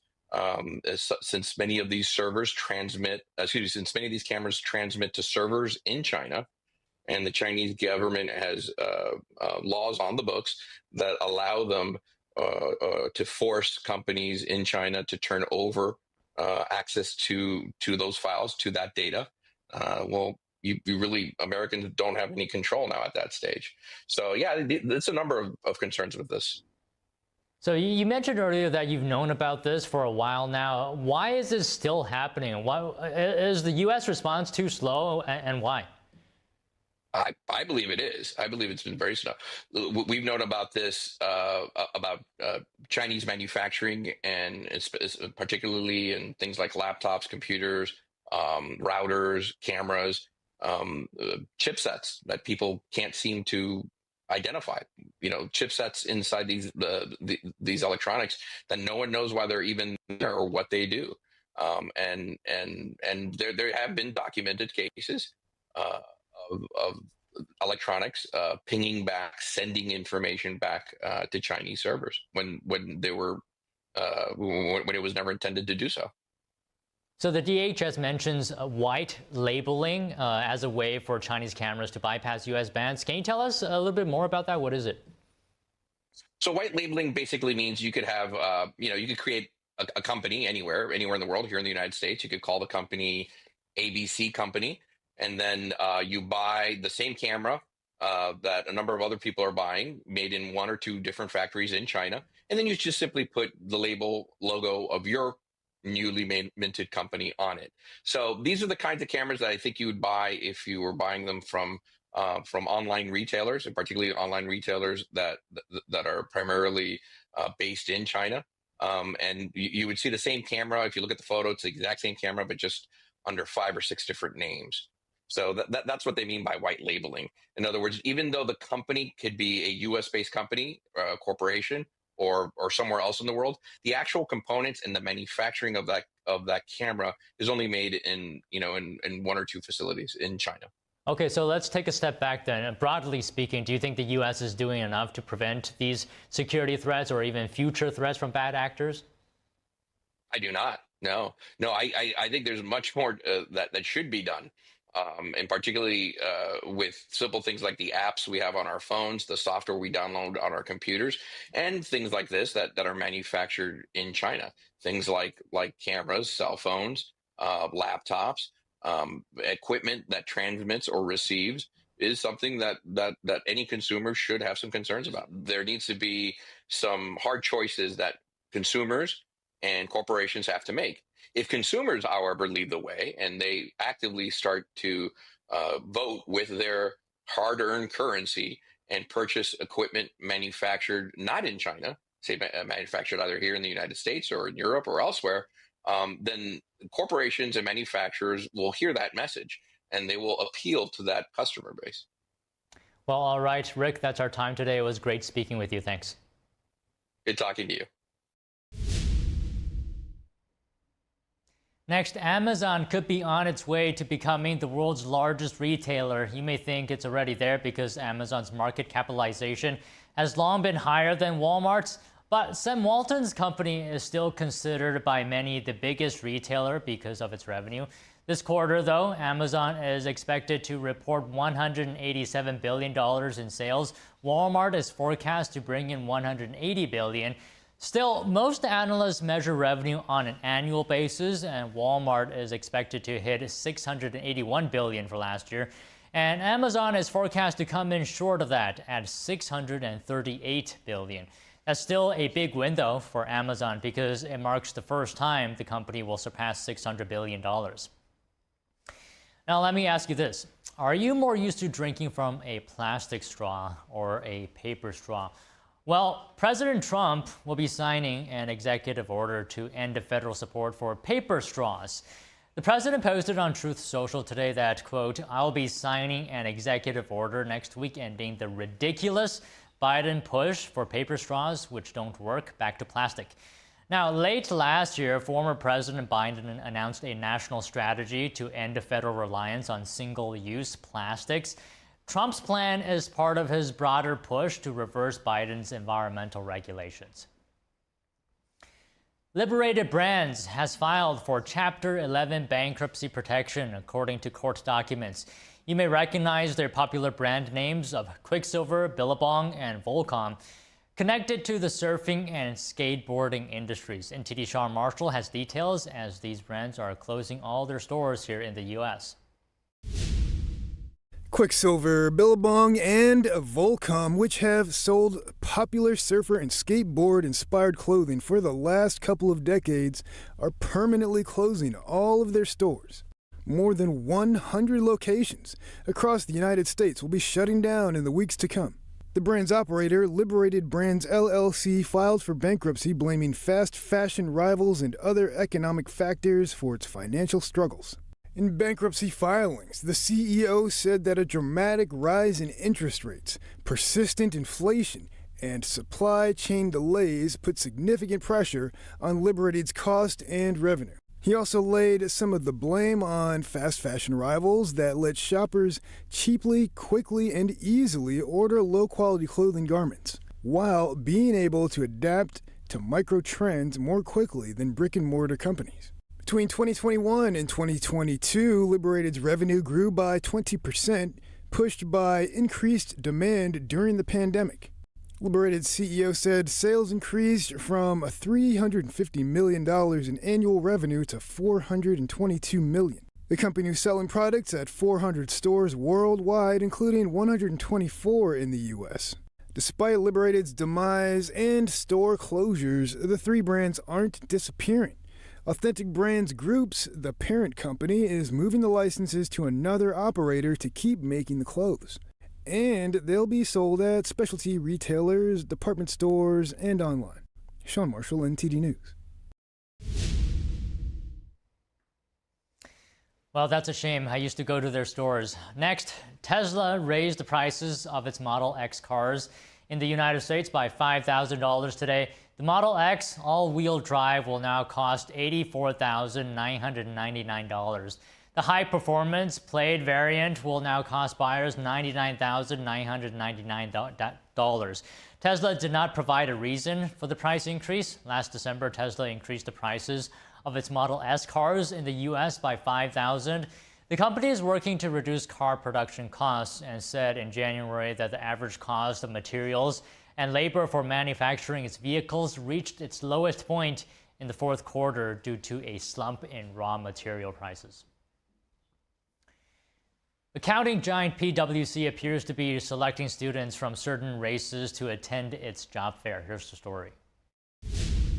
Accounting giant PwC appears to be only admitting Black and Hispanic students at its job fair called PwC's Career Preview, a 3-day seminar in June. On the application form, it asks if the applicant self-identifies as a member of traditionally underrepresented groups in the professional services industry, then has Black or Latino in parentheses. This excludes people from other races such as Caucasians and Asians. On a very fundamental level, discriminating on the basis of race and sex is illegal. Legal expert Stefan Padfield says he thinks this is discrimination in the name of anti-discrimination. He says there are other ways to help certain groups without explicitly excluding other races from career opportunities. You can target areas that have low socioeconomic features, and you can try to lift those areas up, say through charity. You can intervene in schools, in the pipeline. One of the key problems here is there are pipeline problems. Padfield says companies could help earlier in the pipeline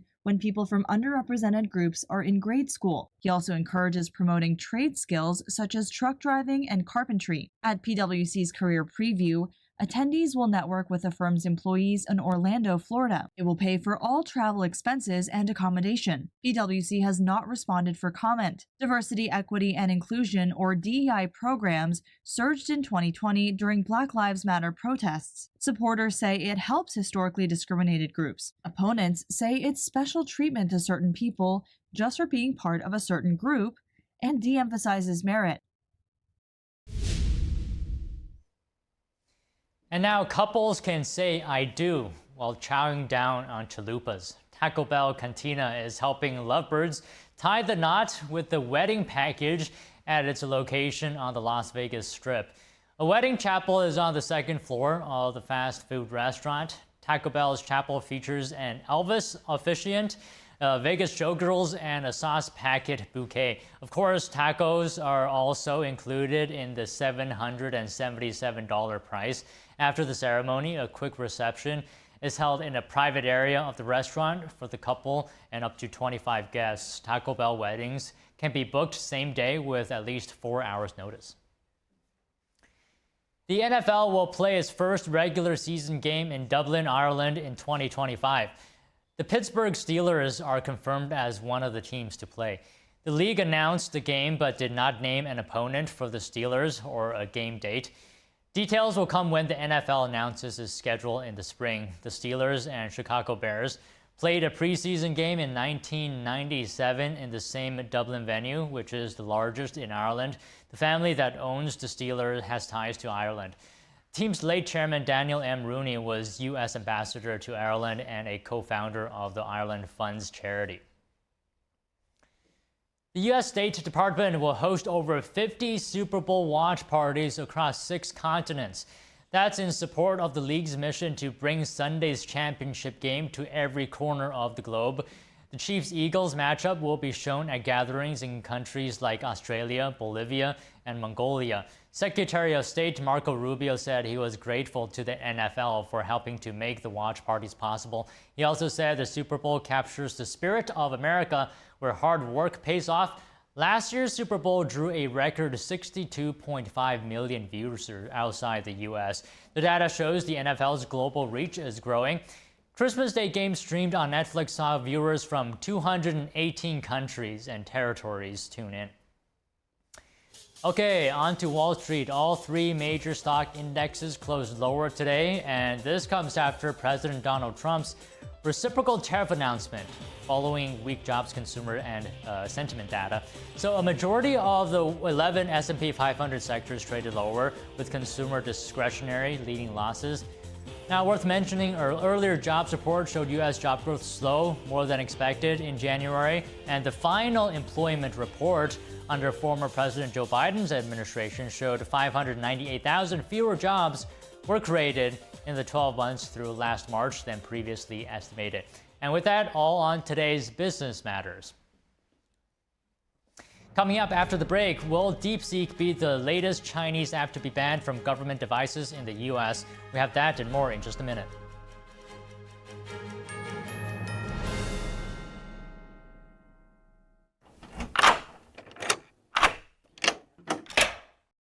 I'm Jonathan Lawson.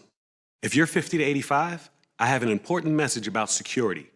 Write down the number on your screen so you can call when I finish. The lock I want to talk to you about isn't the one on your door. This is a lock for your life insurance, a rate lock that guarantees that once you're insured, your rate can never go up at any time for any reason. But be careful. Many policies you see do not have one. But you can get a lifetime rate lock from Colonial Penn. Call this number to learn more. This plan was designed with a rate lock for people on a fixed income who want life insurance that fits their budget and is simple to get. Coverage options start at $9.95 a month, less than 35 cents a day. Act now, and your rate will be locked in for life. It will never increase, guaranteed. This is lifelong coverage that can never be canceled as long as you pay your premiums, guaranteed. And your acceptance is guaranteed, with no health questions. You cannot be turned down because of your health. Call for your information kit and read about this rate lock for yourself. You'll also get a free beneficiary planner. Both are free with no obligation. Don't miss out. Call for information, then decide. Read about the 30-day 100% money-back guarantee. Don't wait. Call this number now. Call now and you'll also get this free beneficiary planner. Use this valuable guide to record important information and your final wishes, and it's yours free just for calling. So don't wait. Call 1-800-357-4821 for your free information. That's 1-800-357-4821. There's no risk or obligation. That number again is 1-800-357-4821. That's 1-800-357-4821. 1-800-357-4821. Call now. My dad was a farmer, and when I saw him on a horse, the guy was bigger than life. One of the things that he had a hard time doing was showing the emotion. Maybe it was because the way he was raised, or believing that men provide and they don't struggle. But we all struggle. I want to show emotion to my kids. I want them to know when I'm happy, I want them to know when I'm sad, and I want them to see me working through things. The biggest reward I get from being a dad is watching my kids accomplish a goal, watching them light up. Nothing brings a bigger smile to my face. So I make my kids a priority. Whether it's hitting a baseball, a dance rehearsal, you name it, I'm there. They're gonna remember that they grew up loved. Be brave. Be there every day. And allow your kids to know that it's okay to struggle. that even Dad doesn't know the answer sometimes, but we're going to figure it out together.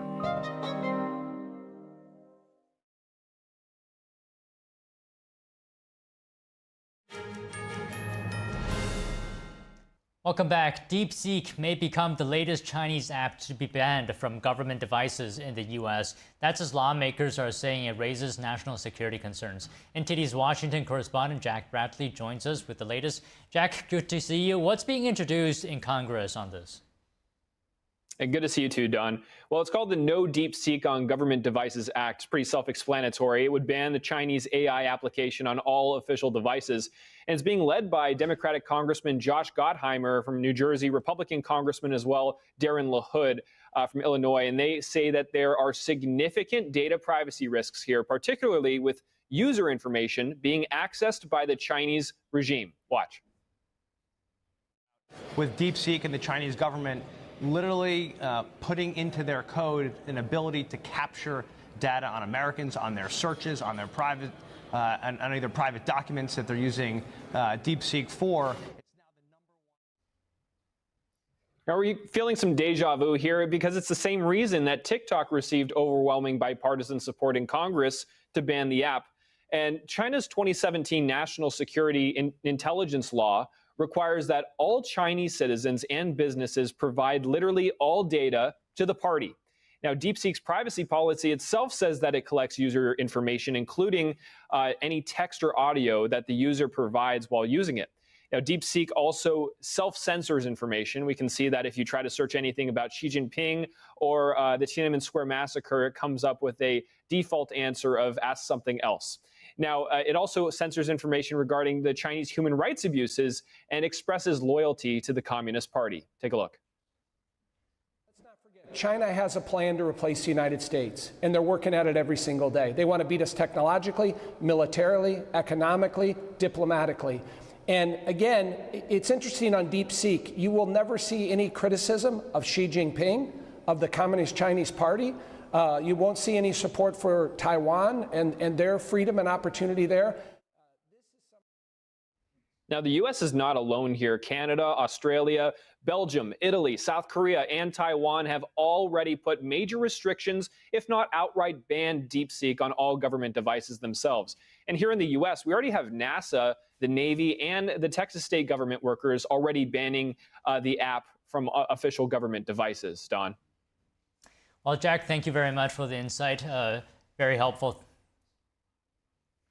Next, another development at the U.S. Agency for International Development as the Trump administration moves to greatly reduce the agency's size. The USAID sign has been removed from their Washington, D.C. headquarters, and black tape has been put over all other agency seals and around the building. This while the Trump administration moved to put thousands of workers on leave. At the same time, some USAID employees and lawyers appeared at the D.C. courthouse to request a pause on the leave while the legality of the move is examined, emphasizing the need to continue their work delivering aid. And it has been a month since the devastating Eaton and Palisades fires swept through communities in the Los Angeles area. During a Friday morning news conference, officials shared updates on the ongoing recovery and rebuilding efforts across the region. NTD's Christina Corona tells us more. On Friday, Mayor Karen Bass provided an update on recovery efforts and thanked the first responders as well as President Trump for his commitment to help rebuild communities devastated by the fires. Bass highlighted the opening of the Disaster Recovery Center, which has supported over 6,000 Angelenos, and the launch of the online LA Disaster Relief Navigator, assisting over 1,000 people with recovery plans. She also mentioned cutting through red tape to speed up recovery, with the U.S. EPA currently having 1,000 personnel on the ground. As of yesterday, the EPA reported inspecting more than 3,100 properties, and they've already cleared toxins from over 800 properties. The EPA process of debris removal and cleanup was projected to take 90 days, but the EPA is now reporting that phase 1 hazardous waste removal should be completed by the end of this month. For impacted businesses, Bass announced the extension of the city business tax filing deadline from February 28th to April 14th. For workers in Palisades, including gardeners, housekeepers, nannies, and employees of local businesses, the Economic and Workforce Development Department's response team is hosting regular virtual orientations to assist with wildfire-related job loss, where Angelenos who were impacted by the fire can learn how to access job opportunities, unemployment benefits, and health care. Bass also shared that she spoke with Governor Newsom requesting action on 2 items. She confirmed that he has already delivered, including streamlining the rebuild verification process to help homeowners access plans and confirm rebuilding entitlements. Which means if you're going to rebuild what was already there, you can do it even quicker. Also, we ask for automatic reissuing of permits for all homes, giving people the right to build again exactly what they had before.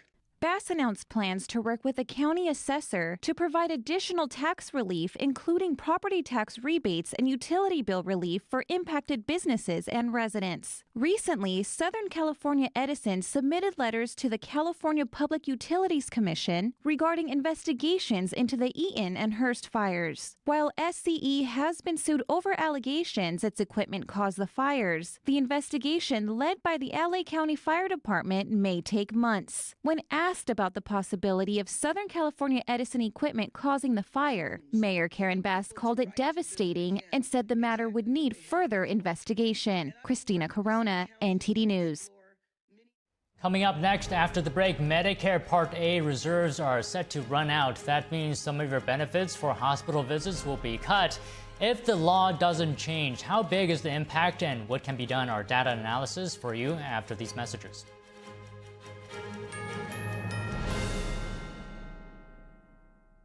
Hi friends, Richard Karn here.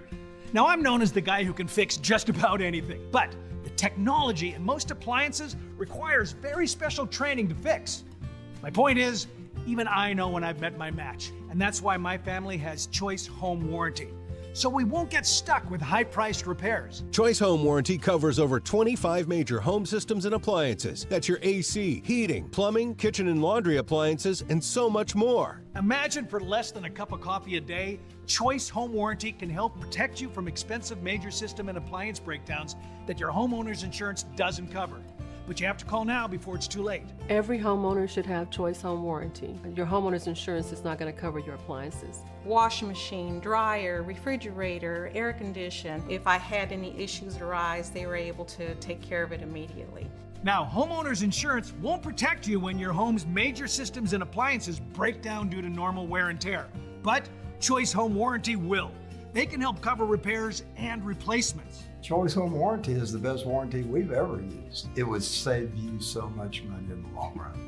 Hey, I'm not the only one raving about Choice Home Warranty. They were named a Best Home Warranty Company and Best Claim Service by U.S. News 360 Reviews. Call Choice Home Warranty now and get access to a nationwide network of over 15,000 technicians and the latest appointment setting technology so you'll know when they're on their way. If I have an issue with an appliance or something around the house, I just call up Choice Home Warranty and I don't have to worry about that. So, do what this old DIYer did and call Choice Home Warranty now before something breaks down. Tell them I sent you and get your first month free. Call Choice Home Warranty before it's too late and get protection for your heating, AC, plumbing, kitchen and laundry appliances, and more. Call for your free quote today. Call in the next 5 minutes and get your first month free. 800-360-6782. 800-360-6782.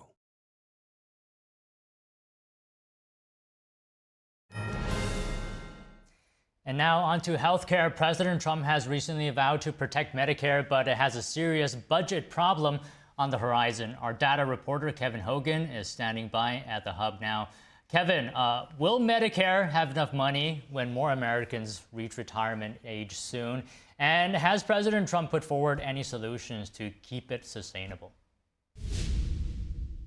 So if you're on Medicare and you visit the hospital, that's Part A that pays for it. And in that event, you're going to talk about, there's tax revenue that's paying for that, and there's also a reserve fund that's paying for that as well. And so the problem is that those reserves for our Medicare Part A are going to be depleted by 2036. Look at this. They're at about $209 billion right now. They're going to peak out at about $270 billion in a couple years. But then right there, 2036, that's when it's coming right down to zero. Okay? So now it's unclear exactly what's going to happen when that happens, when there's a reduction in your benefits. Is it out-of-pocket costs? Is it shorter hospital stays, longer wait times? We don't know, but that's coming up in about 11 years. Now, that's the Board of Trustees estimate using mid-range healthcare costs. If the healthcare costs turn out to be lower, you may never run out of funds, but if they're higher, then you could be looking at about a 2029 end to your budget, right? So that's when your funds would run out a lot sooner. So hopefully that doesn't happen, and hopefully this doesn't happen either. But in either case, those are some of the estimates that they're giving us, right? So what happens when this fund actually runs out? Because remember, there's still tax revenue coming in. Well, at that rate, you're looking at about an 11% reduction, and we're going to pull this up for you, 11% cut in your Medicare Part A benefits. So if that's your pie that you're talking about, that's a big chunk just taken right out. Again, it might be out-of-pocket costs for you, or it might just be that they cut some services. But anyway, something's got to give, because that's 11% that they're not bringing in, that they're spending out, right? So now this probably is going to be, this program right here, it's just heading into this shortfall, right? And we're going to get to the bottom line of the value that that's going to cost you in your retirement in a minute. But first, how did we get into this situation where Medicare has such a serious budget problem where it just can't keep up with expenses? Well, you could probably imagine, for example, the first thing is that U.S. healthcare spending per person on a yearly basis has gone up from about $2,000 when they started this program, or just about, to about $15,000, and that's per person every year. So that's, you're looking at about a 7-fold increase, right? And that's adjusted for inflation. So that's a real rise in the amount of money that the United States spends on healthcare, right? So not only that, but think about it. People are living longer. U.S. life expectancy, when they started Medicare, it was right here, about 70 years old. And then that jumps up to 79 in 2023. So you're talking, people are living an extra 9 years. That's great. It just means that people are on Medicare for longer. That's a higher expense, right? So now,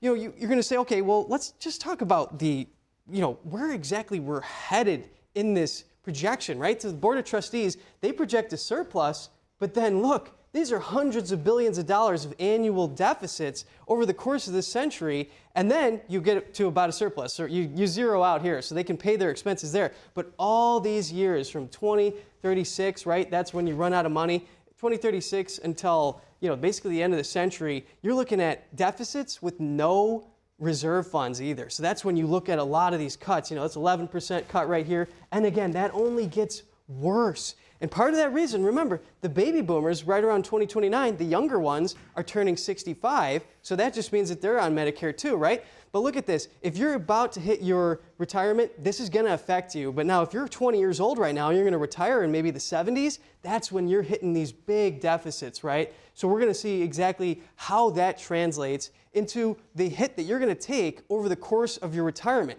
So NTD crunched these numbers, and we're going to pull this up for you in just a second. It's basically just a breakdown of exactly how much all of these deficits are going to cost you. Say you might be in retirement for 14 years, right? Look at this. If you're 60 years old right now, the hit to your lifetime Medicare Part A benefits could be about $8,000. That's no small chunk of change, right? But it's not as big as, say, if you're in your 30s, 40s, 50s, you're talking $20,000. But if you're 20 years old right now, look at that. $27,000 of value you're losing because Medicare has a budget shortfall. Again, is that out-of-pocket costs? Do you have to save an extra $27,000 and maybe in your 401k to make up for this? It's not quite clear if you're going to have to pay or if you're just losing that much value. Let's say the hospitals cut services or something to that effect. So that's what this actually means for your pocket, right? Now, you say, okay, well, that's what's projected. But again, are there any real solutions to this problem here? Because think about it. Something's got to give. You lose 10% of your benefits if you're not going to do anything. Well, one proposal, just increase the eligibility age to 67. It's 65 right now. You bump that up a couple years, but is that going to be enough? Well, not really, because look, you're saving about $6 billion. All right, that's good, but what's your budget shortfall every single year? It's about $50 billion. So that's way, way short if you just raise the age a couple years. And not only that, but look, not only are you falling way short of your shortfall, and your savings aren't making up for the difference, but also you have a higher eligibility range. That means that the whole country is going to spend more money on healthcare spending. Look, your savings are here, but you have a net, this is a net increase in the amount of healthcare spending right there. Who's going to make up the slack? Well, the states do, employers, enrollees, and those 65 and 66-year-olds are not going to be happy about this idea. They're going to have to pay out of pocket. It could be thousands of dollars a year, right? Well, not only that, but look, this proposal raising the age, you talk about this, you think, well, okay, probably going to have to ask the American people what they think of it. Look at that. 70% of Americans view this whole idea of raising the age as unfavorable, and about half strongly oppose it. And that's according to an AP NORC poll back in 2023, right? So it's way out of the margin of error. That just means people really do not like this. So at that rate, we'd have time for some more solutions, but we'll just leave it at that right now. I mean, Trump's got some good ideas. We might come back to it and talk more about that. But look, is Congress going to act on this problem? Hopefully they do to solve this. We'll just have to wait and see. Back to you. All right, and with that, everything today. Thank you for watching NTD Newsroom. I'm Don Ma. Stay with us for NTD News at Evening News, 6 p.m. Eastern Time and 3 p.m. Pacific.